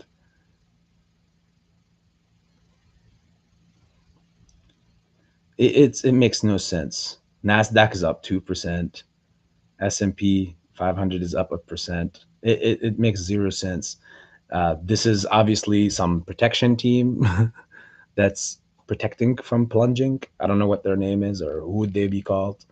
Or obviously some idiot, institutional idiot that is thinking that this is the bottom and they're just scooping up right now to average down, not knowing that, they'll get a better averaging down point at some point later down the line. And oh, look at Sen. CENN is doing really good. It looked like we got on the day, we bottomed at 1150. Yeah, it's going to be slow bleeding from here on out. Bitcoin and crypto is being pumped slowly and slowly. Okay, let's see. Oh, okay. The market is being pumped like crazy. Yes, Mike, Mickey J, you got that correct. Pit, they can't cover without our real shares, not shares that have been sold back and repurchased, like some people may have done or are doing. I'm talking about real original issued by the company. Serial numbered shares, the real float shares. What I highly suspect that they will do is collect those real shares and combine them with a block of naked or synthetic shares and cleared all in um, one order. This will cause the first rip. They will begin the cycle again in creating naked synthetic shares, and they will put these into play themselves. They won't be for sale to us on the market as they will be the ones buying them, but they will also hold the original shares that they are using to create these new naked synthetics. Uh, I heard Frankie Muhammad discussing it as a response on a YouTube. This will allow them to create a bit of a control mechanism to manipulate the rises and drops. Okay, Pat, try. Here's the thing. While you make a case for that to happen, that still does not address the FTDs because synthetic or not, the FTDs can't keep growing. We live in a time, or we live in a world where everything is woke, that mindset. um, and people are woke when it comes to this. It's their investment, it's their money. And for millions of people to know what is screwing them for all this time, especially with what's going to come down, what it comes down to, I mean, it's boiling point at this point. Um, and that's how way I see it. Like, they can try to do what you're saying, pet try. And I know you're not saying that that's what's going to happen. You're saying that's what you're afraid of them doing. Um, at that point, it doesn't matter real or fake. They have, they have issued these shares, and they have to cover them. They cover them as far as like buying them back, and then throw them away so that they don't exist any longer, because obviously the float can only be 500 plus million, um, 513 or 545 million, whatever the real float is. uh, so at the end of the day, I have no doubt that institutional investors, in my opinion, hold all real shares. We hold a lot of real shares as well. We hold over 80 to 90% of the real float. Um, but the extras, all the ones that have not been touched, like the FTDs that have been purchased but never delivered, all that have to be dealt with.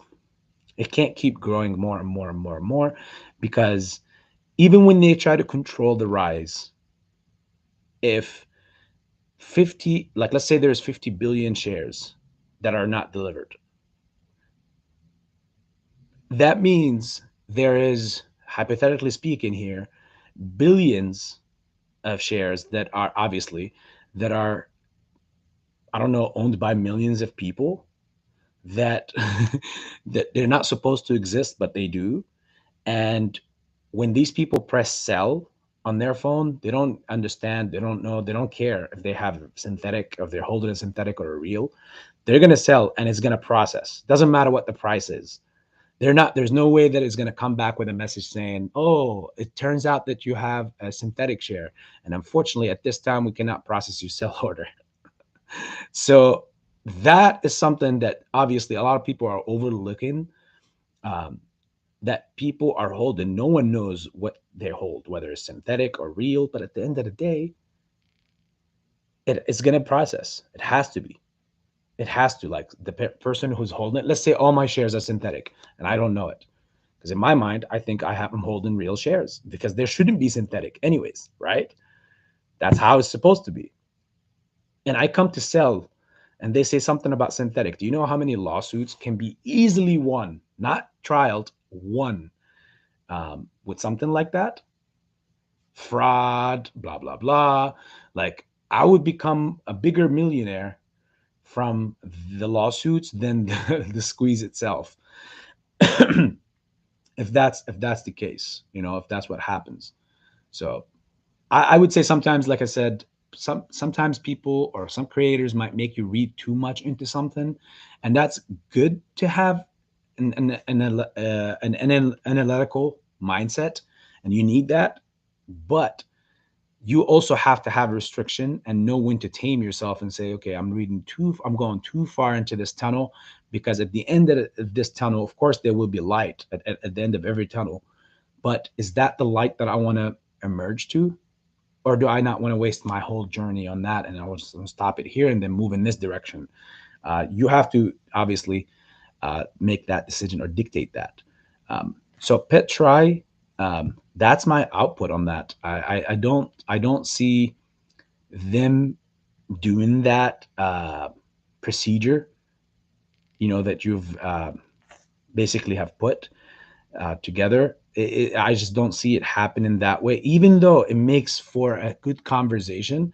I just don't see it happening that way, because the whole play lies really, the jugular is in the FTDs. Any of these gets covered, um, which eventually will have to, because simply, how they can get covered right now at this point.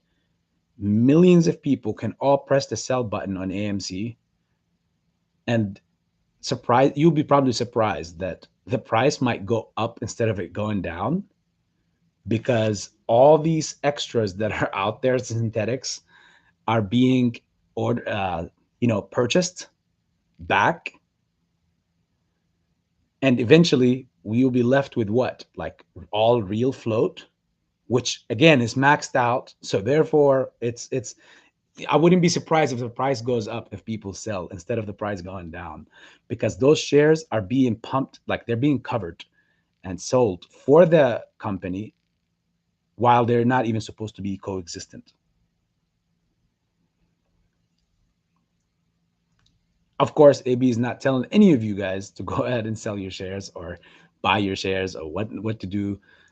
Again, everything you do on your own, but this is just a side note for everybody to think about. Um, as this goes back and forth, they will wash and repeat until they finally are holding enough real shares to be able to stabilize or prolong a dip to make it look like it's over. Um, I mean, again, it's a good story. I just don't see it, pltr, happening that way. It makes sense. I mean, it could very well be the case. I just don't see it happening that way. Pantheon had an interesting point last night. He said BBIG would not create a dividend for synthetics. The company will only provide enough shares for the BBIG that has been accounted for. Thoughts? He said BBIG would not create a dividend for synthetics. Um, the company will only provide enough shares for the BBIG that has been accounted for. Um, well, here's the thing. I don't know. There's been a little bit of inconsistencies here.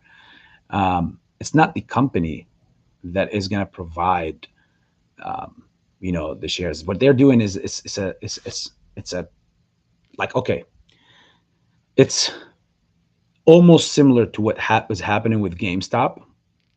I don't know if this is Mickey. I don't know if this is word by word off of or quoted off of Pantheon, because maybe there's been a couple of words that could make change, or alter the ultimate explanation. But if this is the case, I'm just going to answer it as it goes.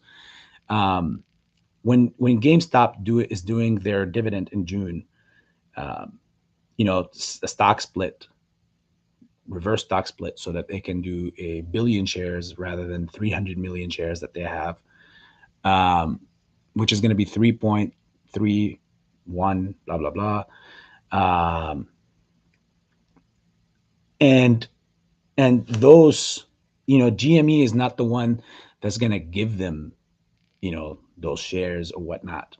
So the way that it's going to work, it's basically all shorts or shares have to be allocated for, so that they can do the split to the 1 billion shares. So now each person that has one share for 100 or 200, whatever the GME's share price is at that point, it's going to be split into three, so that the equivalence of those three combined is equivalent to what that one that they hold. But this is better for GME, because when there is a squeeze that happens on GME's grounds, um, you're selling more for whatever price it goes to. So if the price goes to, let's say, hypothetically speaking here, $2,000, and you're selling, instead of selling one, or let's say your position in GME was before this dividend was 100 shares, after it became 330 shares or 333 shares. Now you multiply 333 times 2,000, that's always going to be more than 100 times 2,000, right? So at that point, this is where reverse stock split, or, that this is where these things make a difference into the split. Because I know the evaluation will be the same and they will be valued the same, but it makes a difference when the price is high. When the price is high and you're selling double or more than one share, you're making more money, because you're selling more for more. Now, as far as for BBIG, they have to, like, everything that is created crap on the outside, that has to be dealt with. So they all have to be accounted for. Um, I made a case on if they do screw us up on bbig. I said it in the beginning of the stream. Um, it's going to be through Cryptide, not bbig. So the hedge funds could find that it's more profitable for them, or not profitable, it's lesser of a blow for them to go ahead and pay for the dividend rather than covering their positions in bbig, uh, into the hopes of obviously afterwards making everybody think that that's it. This is what you've been waiting for, the Cryptide spinoff, and now it's gone. It's finished. Um, bbig, loses some of its value. So they lose, whoever is playing options on bbig, they get obliterated. Um, Plus, their bbig shares won't be for much, but their Cryptide will squeeze. So if they buy the dividend, or they pay for the dividends for the bbig people, what did bbig say? 10 bbigs equals one Cryptide. So if they're paying for every 10 one, it's, the way that I take it, as it's kind of like they're, instead of having to pay 10 times what is going to cost them with the bbig squeeze, by them covering, they can pay tenth of that value or that price, um, by covering or paying for the dividends that is going to be per 10 bbigs, one Cryptide. Even if there was synthetically, even if there was billions, it will all go on Cryptide. But since people can't play options on Cryptide because it's not there yet and there's no options chain on it, so it's very likable that I can see this happen. This part where uh, Cryptide squeezes on the day of its IPO. That it squeezes to crazy numbers, like two, three, $400, maybe, like crazy numbers, right? Over $100 probably. Um, and people will be like, okay, if you had, now let's think on it. If you had 1,000 BBIGs, and that's not a small position, right?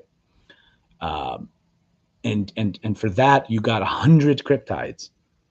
So if Cryptide goes up to $120, if it squeezes to $120, it's not out of the ballpark, by the way. That's not too crazy for it. Um, if you it went up to $120, you only have 100 Cryptides. You sell them at that $120 price. You make $12,000.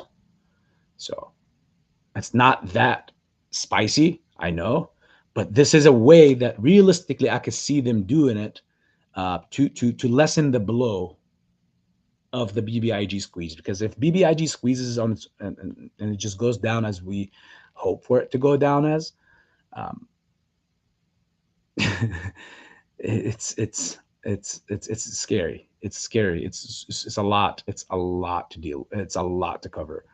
Um, it's as scary as, trust me guys, it's as scary as many of the other big meme stocks. In fact, in my world, I look at bbig as, like, here's AMC and GME, and here's BBIGs. Like, right here, BBIGs right here, um, with a couple of other stocks like tlry and spce and koss.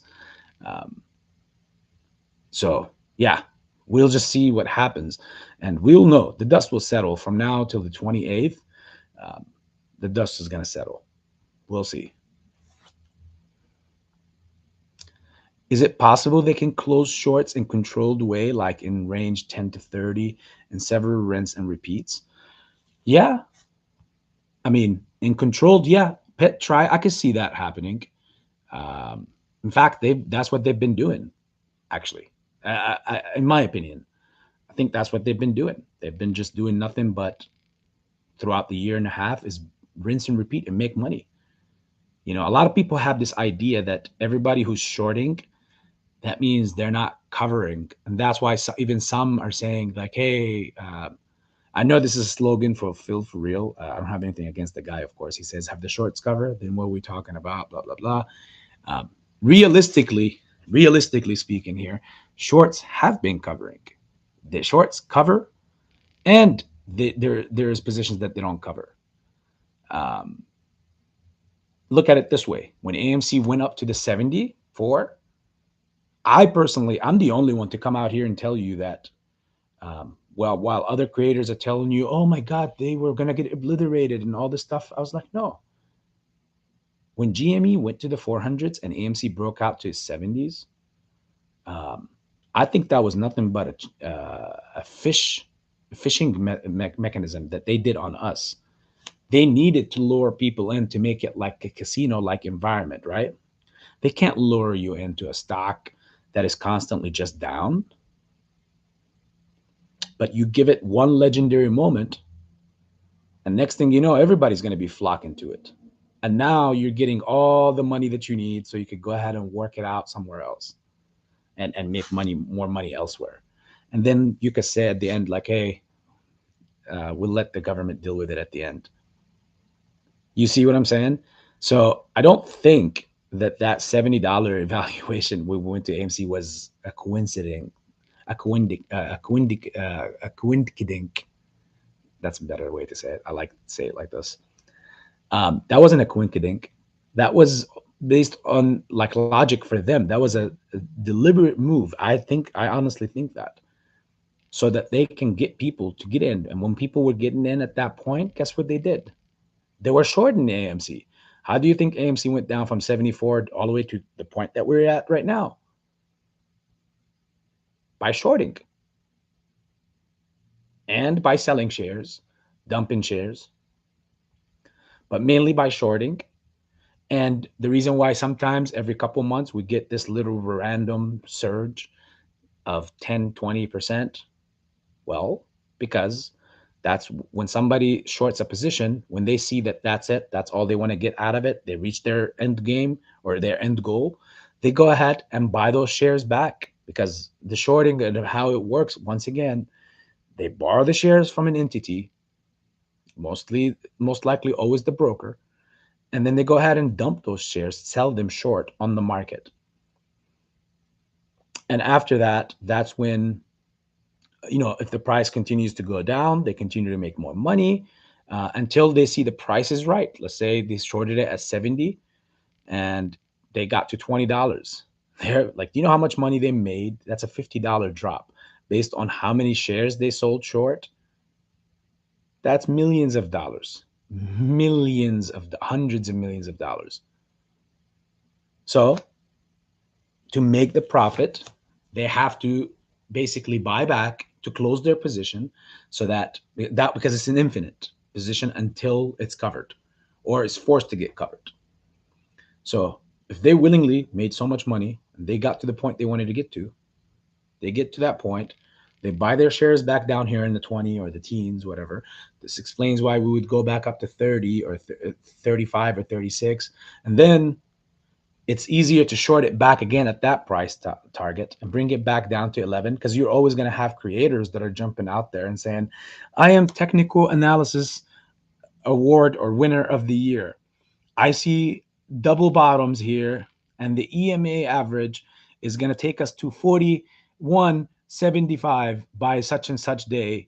And get this crap out of here, guys. Come on. Again, technical analysis, people, nothing against that. It's correct, but it's just half. You're doing half the work.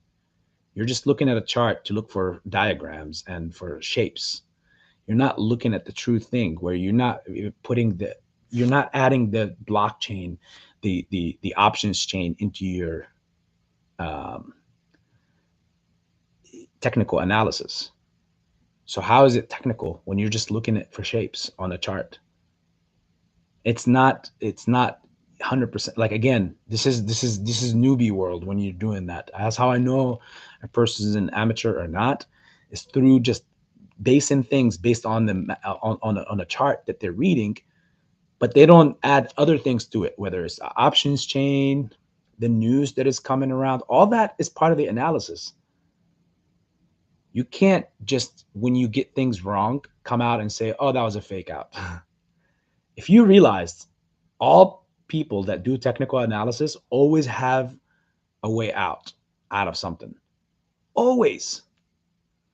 It's beautiful. It's almost beautiful, like Houdini like. You can never corner them. Yeah, I was wrong, but it wasn't because of me. It was because the market did a fake out. You can't see a fake out coming. You just get faked. That's not an answer. Go to the institutional side and see if they answer stuff like that to their bosses. Do you think traders are sitting on their desks looking at computers and looking at charts? Do you think they come off to their boss and tell him, I lost $2 million on a deal because of a fake out? We'll see what floor that employee will be dumped from. Um, that's not how it works, guys. Please be careful when you're taking information on or that you're gonna nourish your brain with from places that are that only supplies you with cold water. They don't give you also access to hot water. So yeah,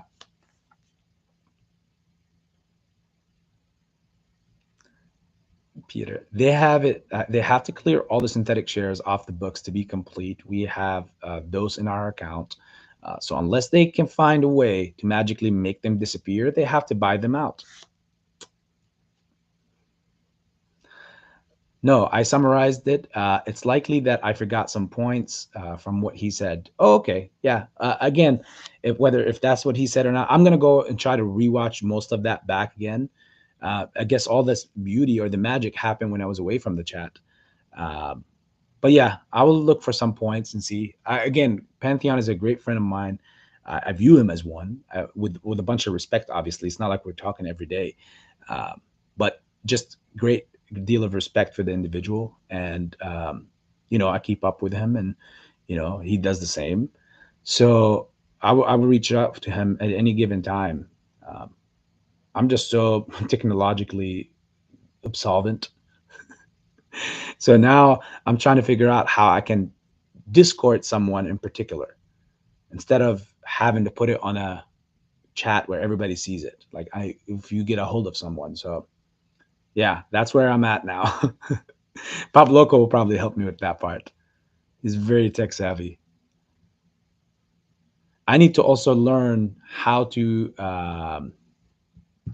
use Restream because again, that's the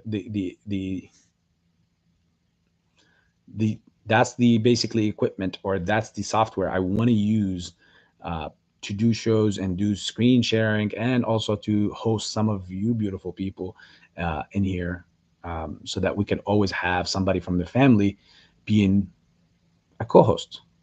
It just makes it more beautiful, that you're seeing the rest of the family. We all know each other by now, so that's why it'll be beautiful to see each other as well.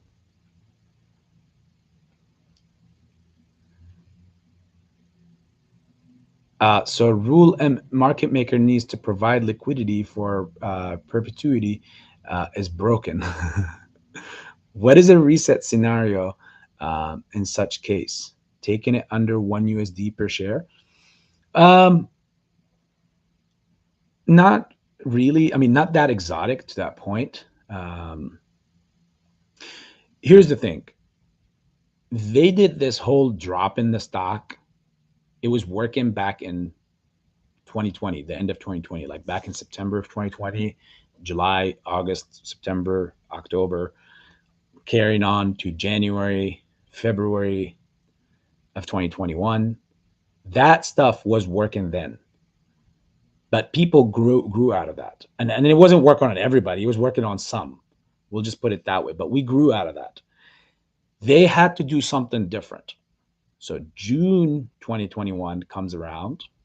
And next thing you know, it will May to June 2021.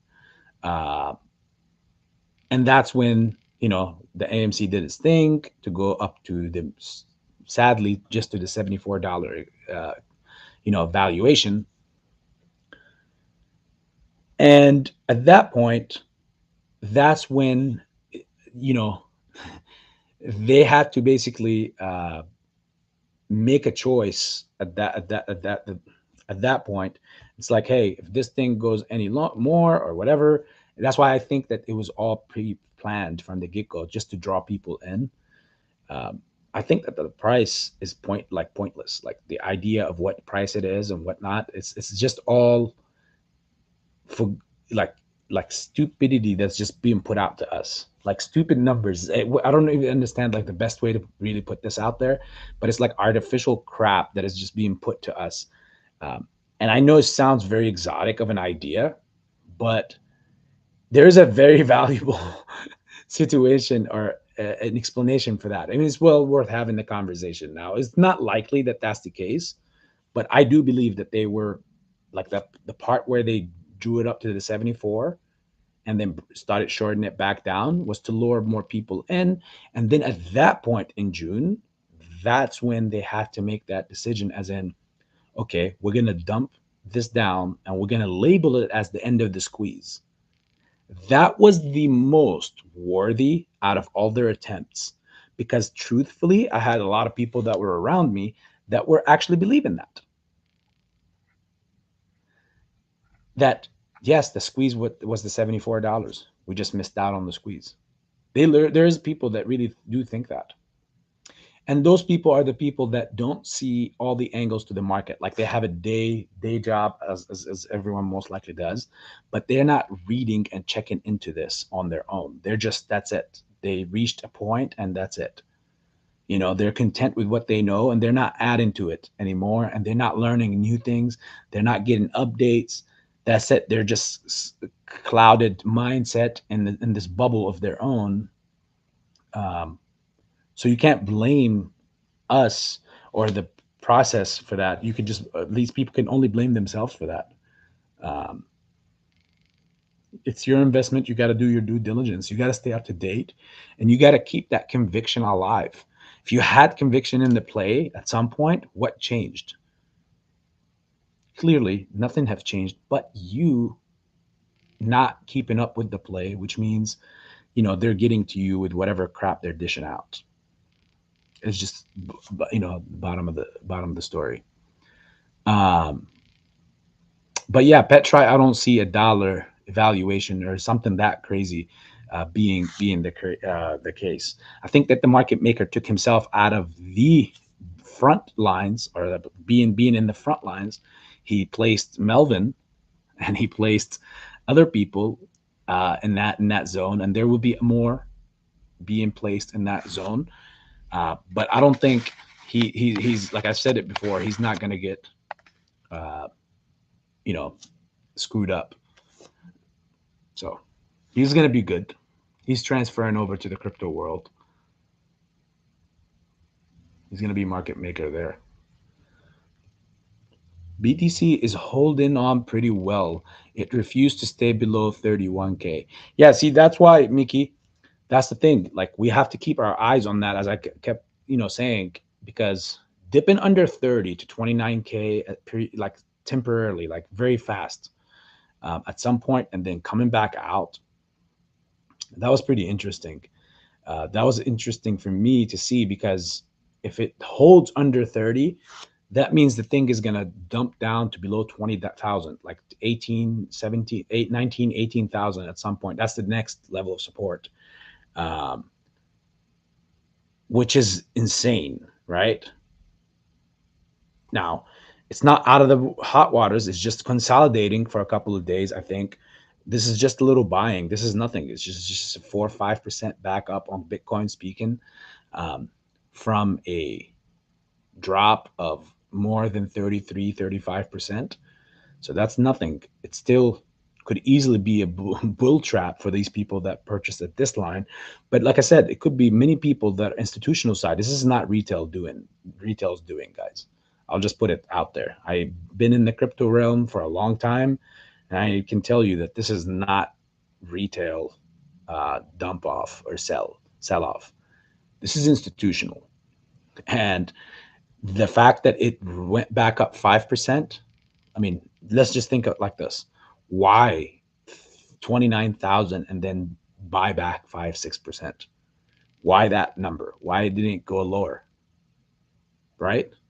If someone wants to make some money, or if I'm a hedge fund or an institution that holds Bitcoin and my average is $30,000 on per coin, it would be in my best interest to let the coin go even lower than 30 so that I can average down and buy more. If I'm thinking about buying more of Bitcoin to corner the market, I would want it to be lower and lower, back in the 18s to the 12s of thousands of dollars, so that I could buy more for my buck instead of buying one at 30 or 31 or one at 40 grand.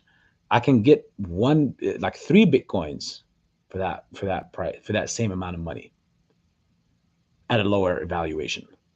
So why did they buy? Why did some random entity clearly buy up all crypto um, and moved it back up? Specifically, Bitcoin going up 4, 5, 6% uh, in a consolidating zone. It's either to show a bull trap to get more people to jump in, because a lot of people are literally out there like that, emotionally invested. They really think that, oh, look, 30 is up 5%. That means Bitcoin is going to go back up to 40 in the next week. So I need to get it in right now because this is the bottom. The market, the charts just showed me the bottom. Um, and the people who are in SHIB or Dogecoin or Solana or whatever coin that you're in, or ADA, you're like, oh, look, yes, it bottomed out. Now it's moved back up to $1. Like Cardano normally trades above $1, $1.08. Um, seeing it at 50 at some point yesterday, last night, 58, 56, I think, at some point like that. People will be like, oh, look, now it's back at 64, 65 cents. It's going to go back to $1. I can make 40 cents on $1 to get scooping it up right here. Little that they know, this could easily be um, a bull trap and obviously continue its movement down. So that's what I see. I don't see another reset back up. Um, unless some major institute is buying another major institute. Again, this is what has been happening the past few days with crypto, is all institutional. It is not retail. Retail can't change the movement of that market in the crypto realm all at once like this, where all major cryptos were dropping.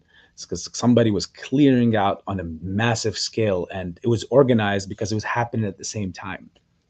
So retail don't do stuff on the same time because we're not the same institute. We're not a hedge fund. You know, even with AMC and GME, we buy and hold together, but we don't buy all at the same time or sell at the same time. That's why even in the squeeze, none of us are going to sell at the same time, and none of us are going to sell at the well. Some of us are going to sell at the same time, and some of us are going to hold to at the same time to certain different numbers. So what's happening is institutional, and the game that they're playing, it's clearly that level was very. I mean, I made a case for you guys on why that level is important, and it's checking out to be true. The two biggest institutional holders of Bitcoin are Tesla and MicroStrategy. MicroStrategy being number one, and both of them are 31, or the other is 30,000 per Bitcoin average. Those two guys technically control the Bitcoin world to a certain extent. So for the coin to drop to right below those two companies' value of each Bitcoin holding, and bouncing back right above it to hold above it,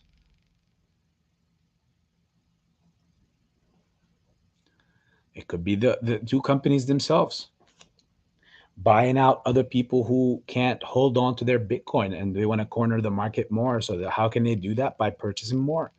Whoever is dumping, they'll be buying. That's why that information, some information are very vital to have, because they could be the foundation of where you lay your plan on.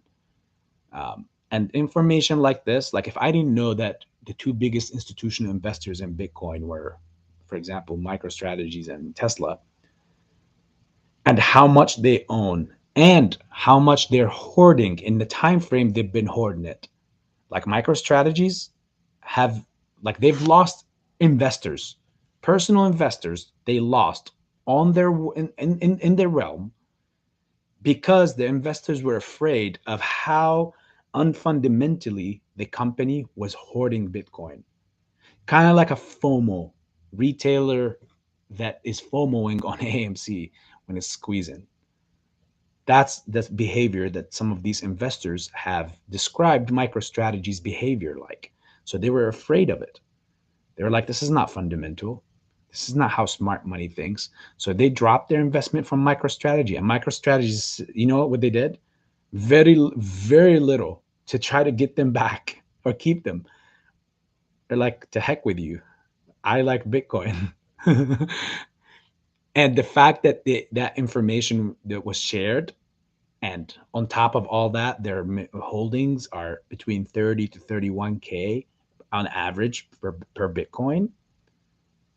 That was groundbreaking info, guys. That's groundbreaking info. And that's why I, utilize that as a foundation of everything I think about in that crypto world. I use that info to build on, because I know that that's the one major unknown. So X times Y equals Z, and Z apparently is the 30 to 31K per coin equivalent. That's the unknown. To me, is known now. Now I need to figure out X and Y.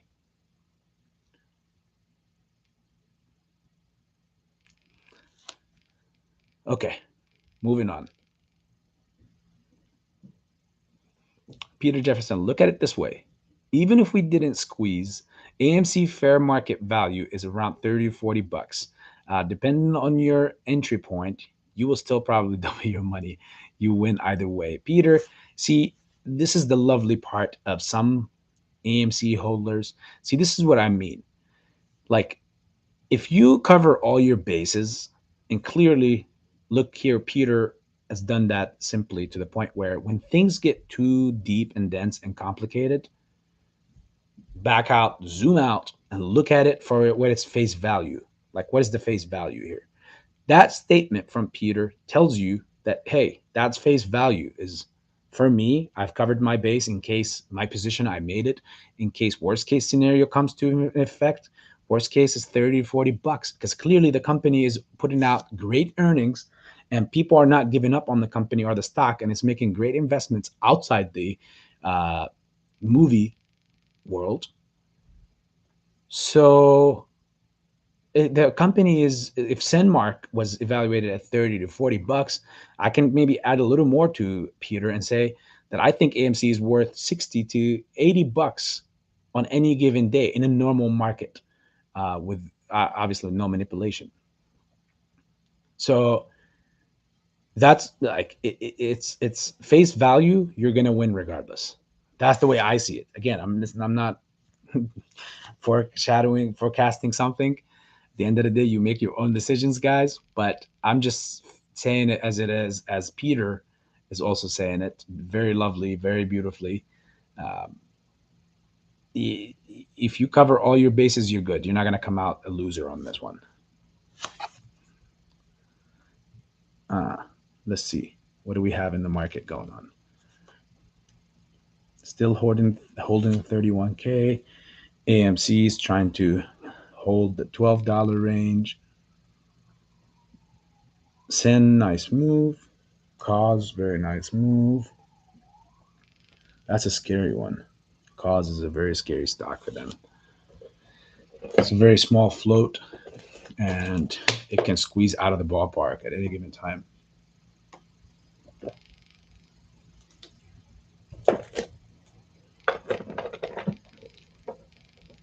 Sorry, guys, not a paid sponsor. Thank you, Mickey J. Let's see. We got, man, Neo. Neo got neoed. Sexy love. And it makes you do. Man, I have. I'm glad that this friend of mine, these three friends of mine that I know, are not watching this stream right now because they are huge in Neo, and they've been huge in Neo since 2020. When the market was shut down, they loaded major in it, right? And they bought this thing back at like the $6 or $8 range. I remember something like that. And the mad guy, like Neo, the mad boy, I call it the mad guy, went up to the 60s. It was like 66 or $64 at some point. Um, and they didn't sell. Okay. They had this AMC conviction that we have about AMC. They had the same thing about Neo. And they were like, this company is at least 140 to 150 bucks a stock. They bought heavy. I mean, one of them had um, like he dumped in like about 80 grand on that one in just shares. And they don't know much. They don't play with options and whatnot, any of that stuff. So obviously I would have played it differently. But even then, um, they literally, like, that one guy put in 80 grand, and at some point that thing was like his return on that was over 12x. Like, no, sorry, I'm over exaggerating it. He bought in at six or eight, and then let's calculate it right here. I'm glad they're not watching this. That's mainly for sure. So 80 grand divided by eight. We'll just take the bigger numbers. It's 10,000 shares. Yeah. So at some point he had from 80,000 became like $650,000. And again, he was so fixated on the idea. All three of them were. I called them the three musketeers for a reason, because they were like, in that time frame back then, they were like glued to each other, and they were just like, it was beautiful to see that they were about to tackle the world together, the three musketeers and everything. And they were correct on this, what's happening, because this thing was going up. I mean, little that they knew that at that time, um, all the stocks majorly rebounded after the market shut down. Um, and yeah, so like, man, none of them sold. They're still holding. And I don't know if I think one of them, no, two of them liquidated their shares in the when it was in the higher 20s range. They were like, that's it. I'm not doing this anymore. And then one of them, I think, is still holding. He's just sold half of his position and he's still holding. I think it's the 80 grand guy. And he saw his ideal plan was that he was going to get to 1.3, 1.4, I think, million, and then he would sell them because he believed in that, in those evaluations for Neo. Um, and then that's it. He'll be good. He'll move to Florida and do his thing with his family. He got a couple of cafes and all that stuff. But that's not what obviously happened, and that's unfortunate. He didn't collect any profits at that range. Um, Again, Neo was never a movement. Like, it's out there. There is a big community for it, but it's not as big as you would even think. Like, comparing it to AMC, it's like it's like they're the moon to our orbit of Jupiter, not even Earth, of Jupiter.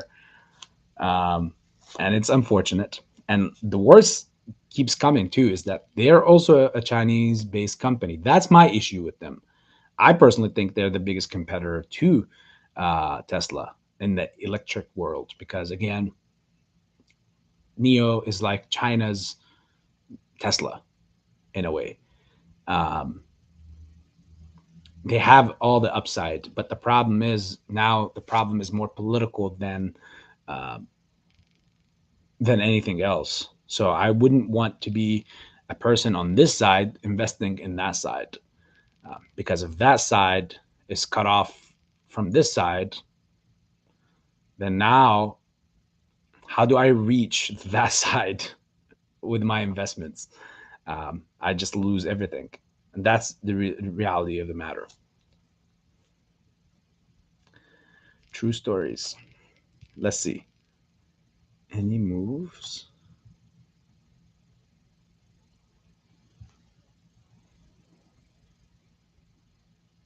What is? Who has any questions? I mean, I know we address a lot of the questions, but you guys should always have some. What is this? No.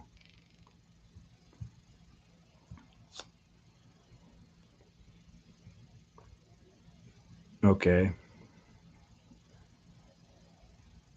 Man, this is gonna break out really bad, like really bad for everyone. This is not a correction. I understand you guys have in your mind the what's been happening over the past year and a half, guys. This is a side note as far as when stocks drop and then they rebound. Uh, this is not the same thing. I know it was a trend happening over and over again, and they utilize the Feds and what the Fed announces to to their to fit their media coverage and their narrative, so that they can get certain things across on you. This is not the same thing. This is different. This is not going to be a rebound. Like, for example, Amazon being just in this month alone, being down 30% on the month, 32% in the last 3 months. But specifically, in this last 5 days, it was down 12%. You're talking about one of, if not the most supposedly consistent company globally. You see what I'm saying here? For it to drop in 5 days more than 12%, that's catastrophic. That's like the S&P 500 falling that much in that time frame. It's just that big of a company. There's no rebounding. You're not going to get 5 trading sessions of 12% back to get back to the $3,000 range per stock. You're not going to get that. What unless unless the market all goes back to normal, no more inflation, no more everything, because obviously all those that are affecting that. And it was crazy. See, when I was telling you back when the Fed announced the 50 points, a lot of people were like, oh, they were coming in. I remember even in the stream saying, I was hoping that they were going to give more, like 75 base points. And I was saying no, because on that day, the market was green. I remember coming out and telling people, like, don't fall for this shenanigans. This is a bull trap. And it was. Boy, was it a bull trap. Because they said that the media said that, oh, the the Feds just gave they raised the interest rates by 50 base points, which should solve inflation. Look how they used that decision to prop up the market artificially to make it seem like, okay, they solved inflation. To all you dumb investors out there, go in and jump in because this was the bottom, or the market is about to go green now. Clearly, that was not the case. And I'm not going to say unfortunately, I'm going to say fortunately that was the case, because it was obvious. Not even a day later, like literally a day later, media changed its complete stance on the fact that, oh, inflation is about to be answered. It changed it to markets are in fear. Investors are moving their money around because the rate hikes means what it's supposed to mean, that less money to be made in the in the system because there's more interests, and the parties that can't carry their positions, they have to liquidate positions so that they can continue being relevant or not insolvent. and they changed their media stance on it, not even just a day, 24 hours, 48 hours later. Well, I was obviously warning you guys about that. Uh, it's so easy to see, and 50 base points, yes, was more than enough. Trust me, guys, it is way more than enough. The idea is not of raising more base points so that the whole entire market does crash. Then the whole system, not just the financial market, the whole system crashes at that point. Um, it, you guys will see. You guys will see. It's for the ones that are reading too much into it, you'll see. For the ones that are been just not asking any questions, they've just been doing their thing. They've just been buying, holding, and doing their thing, and keeping up with what's happening. You'll see. And for the ones that doubt this play and obviously are hating on this play or against this play, you also will see pretty soon.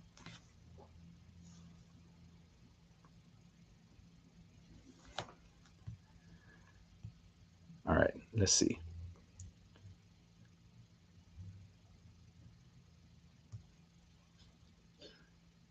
Today basically was nothing but a big waste of trading day. That's it.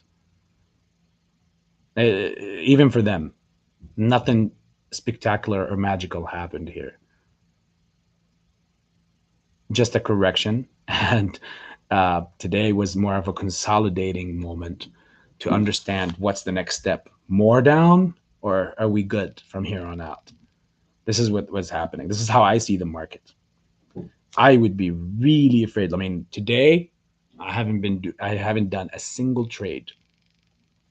Yep. Even as a day trader, you heard that correctly. I have not done a single trade. Um, I am contemplating on uh, what I should do with my room position, but it's in a uptrend now. So I mean, it's coming off of its lows, 52-week low, and its all-time low actually. So I could hold on to this thing and say, you know what, why not? Or I could sell half and say covered my initial investment. It takes a little bit more to cover it, but at least I would be not exposed to any risk at that point. It is no, there's no heads and shoulder forming. Hmm. It looks like it's trying to go back up. Like, okay, so this is what it can do.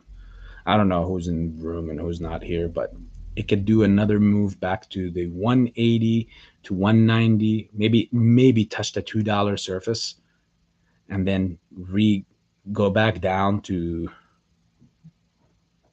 150, 140, consolidate there. That would automatically, for sure, give out the indication of a cup and handle, a perfect cup and handle at that point, if it does what I'm saying right now. And then, um, you know, it's it's just smooth sailing to the upside after that, if that's the case. But again, I would be very worried about any day trades in this time frame that we're in right now. Right now, you're talking scary, scary times, my friends. Scary, scary times. Anything could be a floating rock that is a fake that could you could step on and you could obviously sink right with it. Look at the beauty of what happened with Upstart today. Anybody familiar with Upstart in here? Upstart Holdings, major lending um, institution.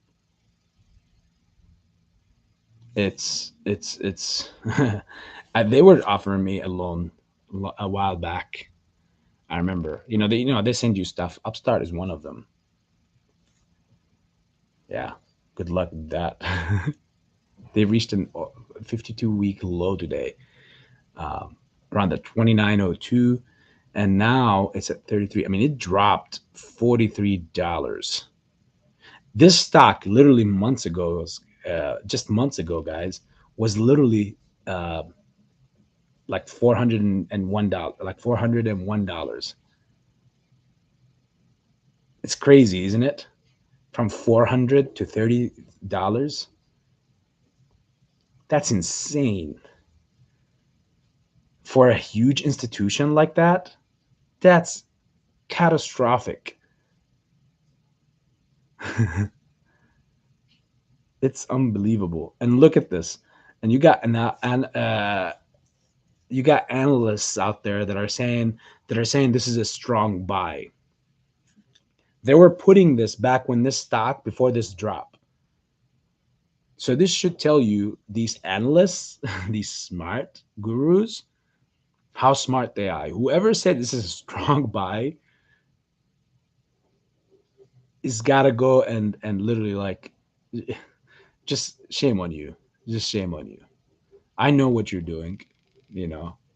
If you know, you know.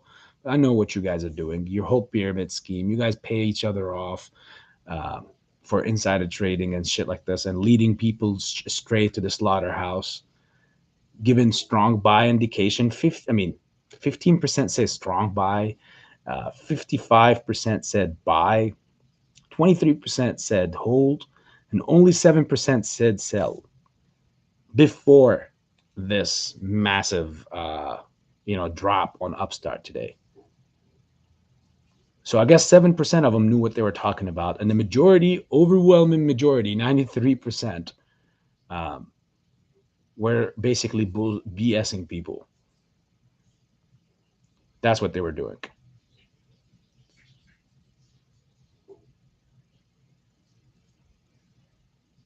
This is unbelievable.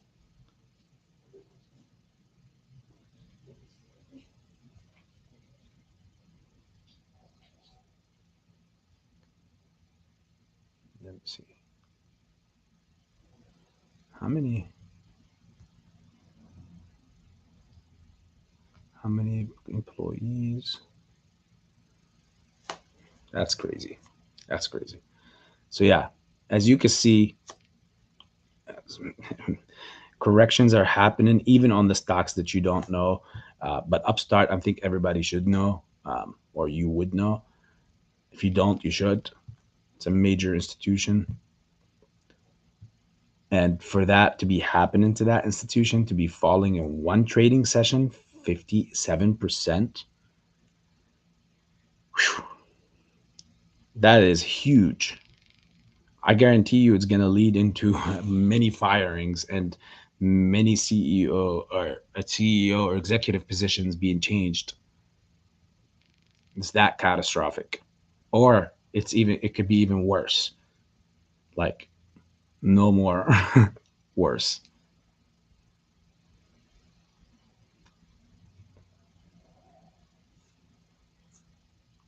Everything else, look at that. I'm looking at,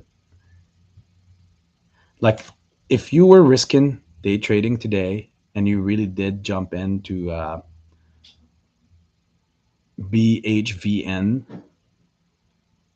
you literally had to have some sort of insider information to know that that was going to do that at that point. Um, because you would have to know about that like that news article that came out saying that Pfizer is spending 11.6 billion on Biohaven. Its planned point to a lot more M&A. Um, so all that crap, yeah. So you had to have some insider information to know that they were going to do that. Like Pfizer was going to put $12 billion into this company, because as you can see, the rise that came, and it's only 69%. I'm saying only because our expectations have been really widened. But imagine having options on this play, because obviously there's a lot of people that know about things before they are announced. But look at that. It was a straight shoot up, just straight, not even sideways movement, nothing. Straight up. 60%. No, 1 second. Yep. Straight up. Crazy movement. Up 69%. And it's been just going down a little bit from that point. But the high today was around 151. And right now it's at 140. So it basically went up and dropped just $11 from taken off from 83 $84. So whoever had options on this today, who knew about this, obviously, um, just made millions of dollars because 57, depending. I mean, if they had just 100 option calls on this, um, each dollar is 100 on each option. Yeah, 10. That's 1,000. That's $10,000 every dollar it goes up.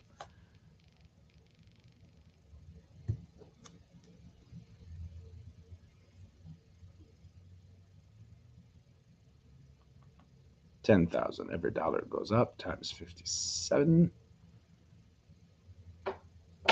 So someone with just 100 options on that just made over a half $1 million on that. But clearly, again, you would have had to know some sort of info on that thing before it came out. That's just the way I see it.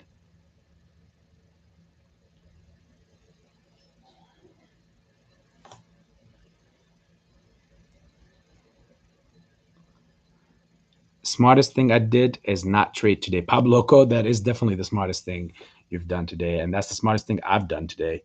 Um, there was no, like, again, you looking at it, there was no plays. There was no fish to catch today. Vroom, I've told you guys about that one a while ago, but it's just because of his anticipated returns and earnings. It is way undervalued. But then again, we are in the market.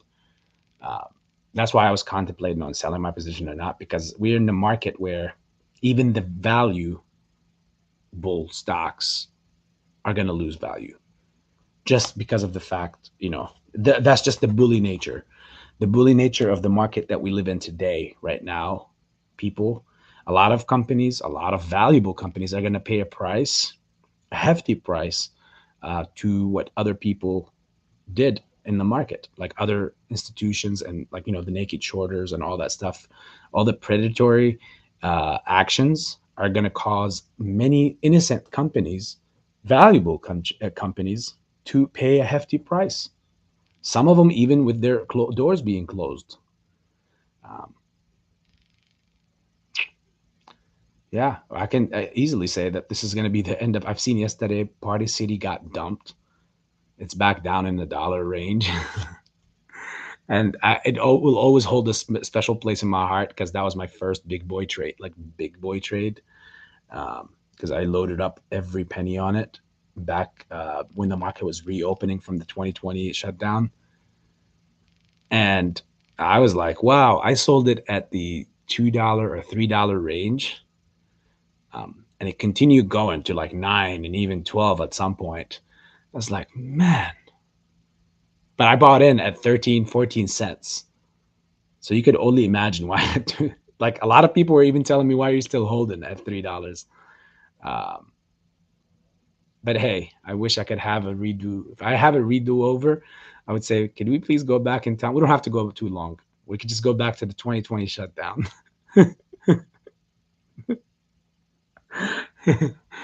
Oh my God. I probably would be the world's richest man if we could do that. A redo and a rewalk back in time to, if I meet Doctor Strange and it just takes me back in time to change some events, yeah, I'll be the world's richest man for sure. Knowing which plays are what and what they're gonna do and how they're gonna pop. Oh my God.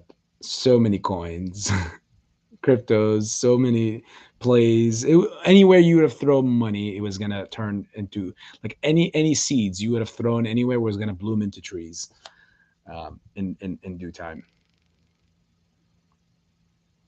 Okay,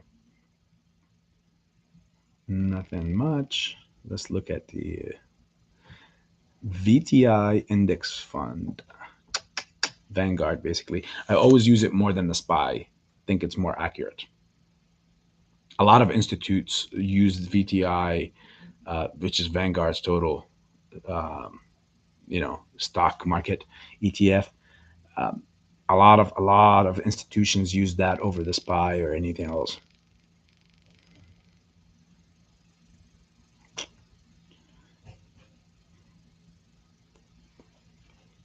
Yeah, this is bull trap all over.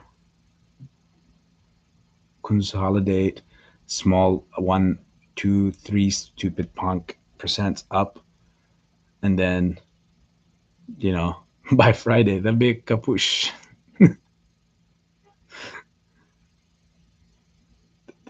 Uh, Man, I am so exhausted. I feel like I'm like just a floating head right now. I need space. I need not space. I need sleep. What is this? Ah, something is moving for me. Sorry.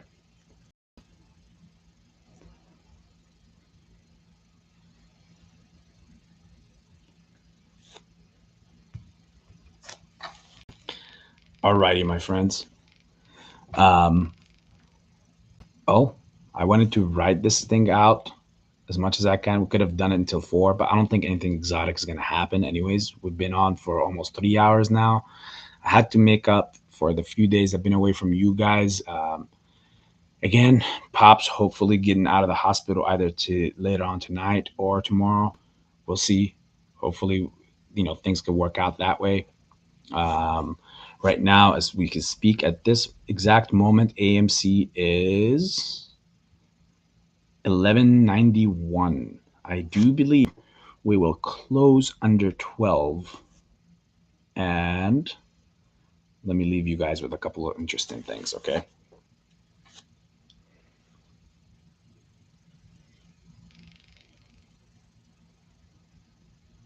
Yeah, all those have been made. The $12 calls, they're already all been sold, most of them. And so is the 12 and a half. Whatever basically propped up the market is already been sold.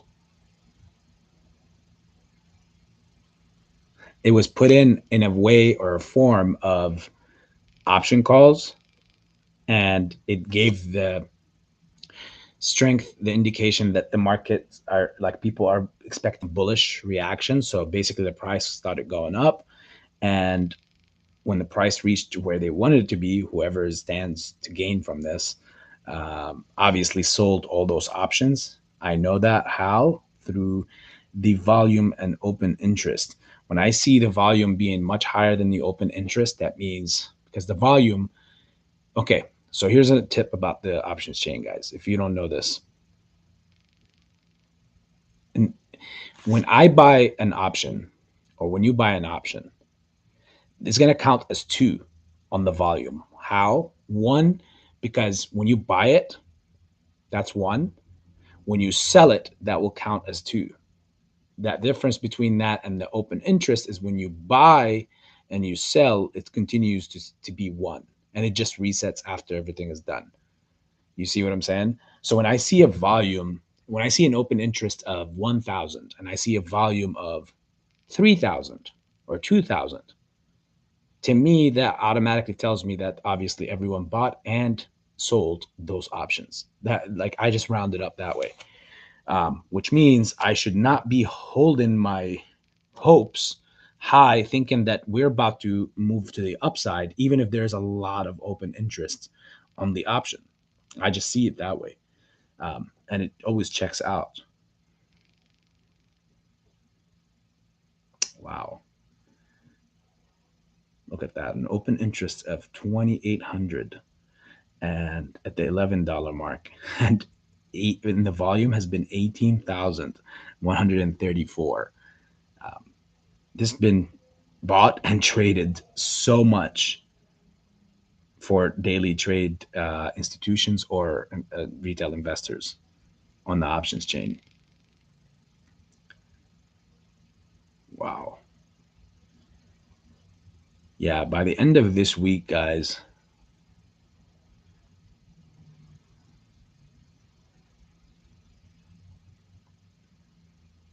let me see the calls. All of them have been sold. All of them have been sold. Yeah, majority of them have been sold. Same thing with puts. No, no.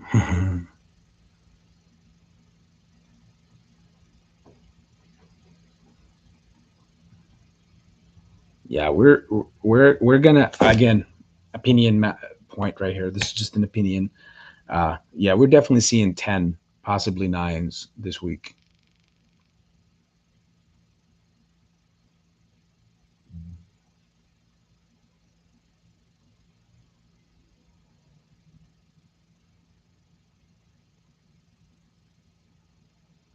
Yeah, that's possible. It's not very very likely, but it's possible. Um,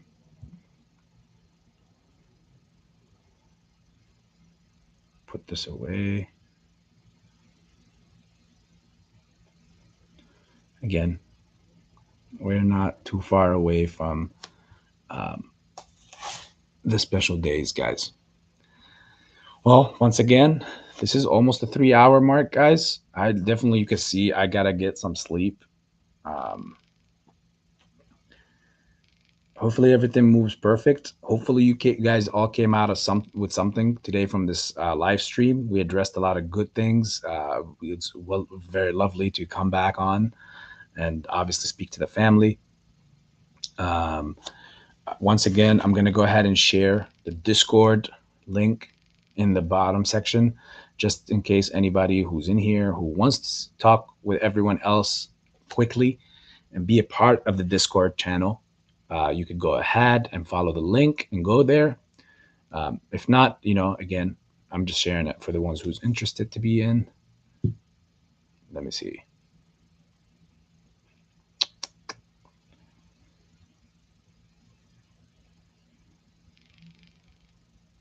Who's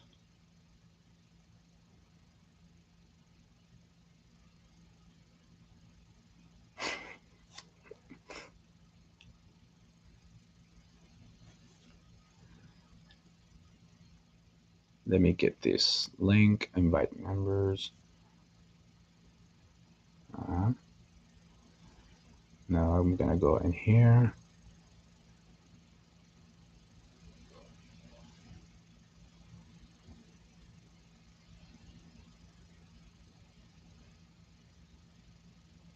Bam. All right. Again, guys, it's free.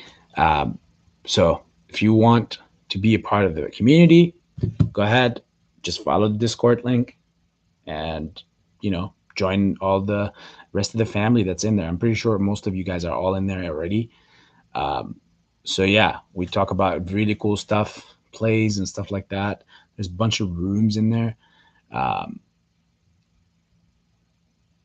there's not much to share more. I think that the good thing about the here in this channel, I think that we all uh, address almost every question that you can think of um, in here, and it's not just through obviously one person, which is me, but it's through all of us.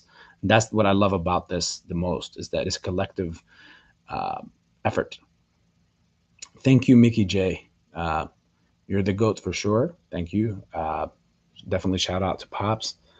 So Ibi is gonna get knocked out after he smokes one more hookah for sure.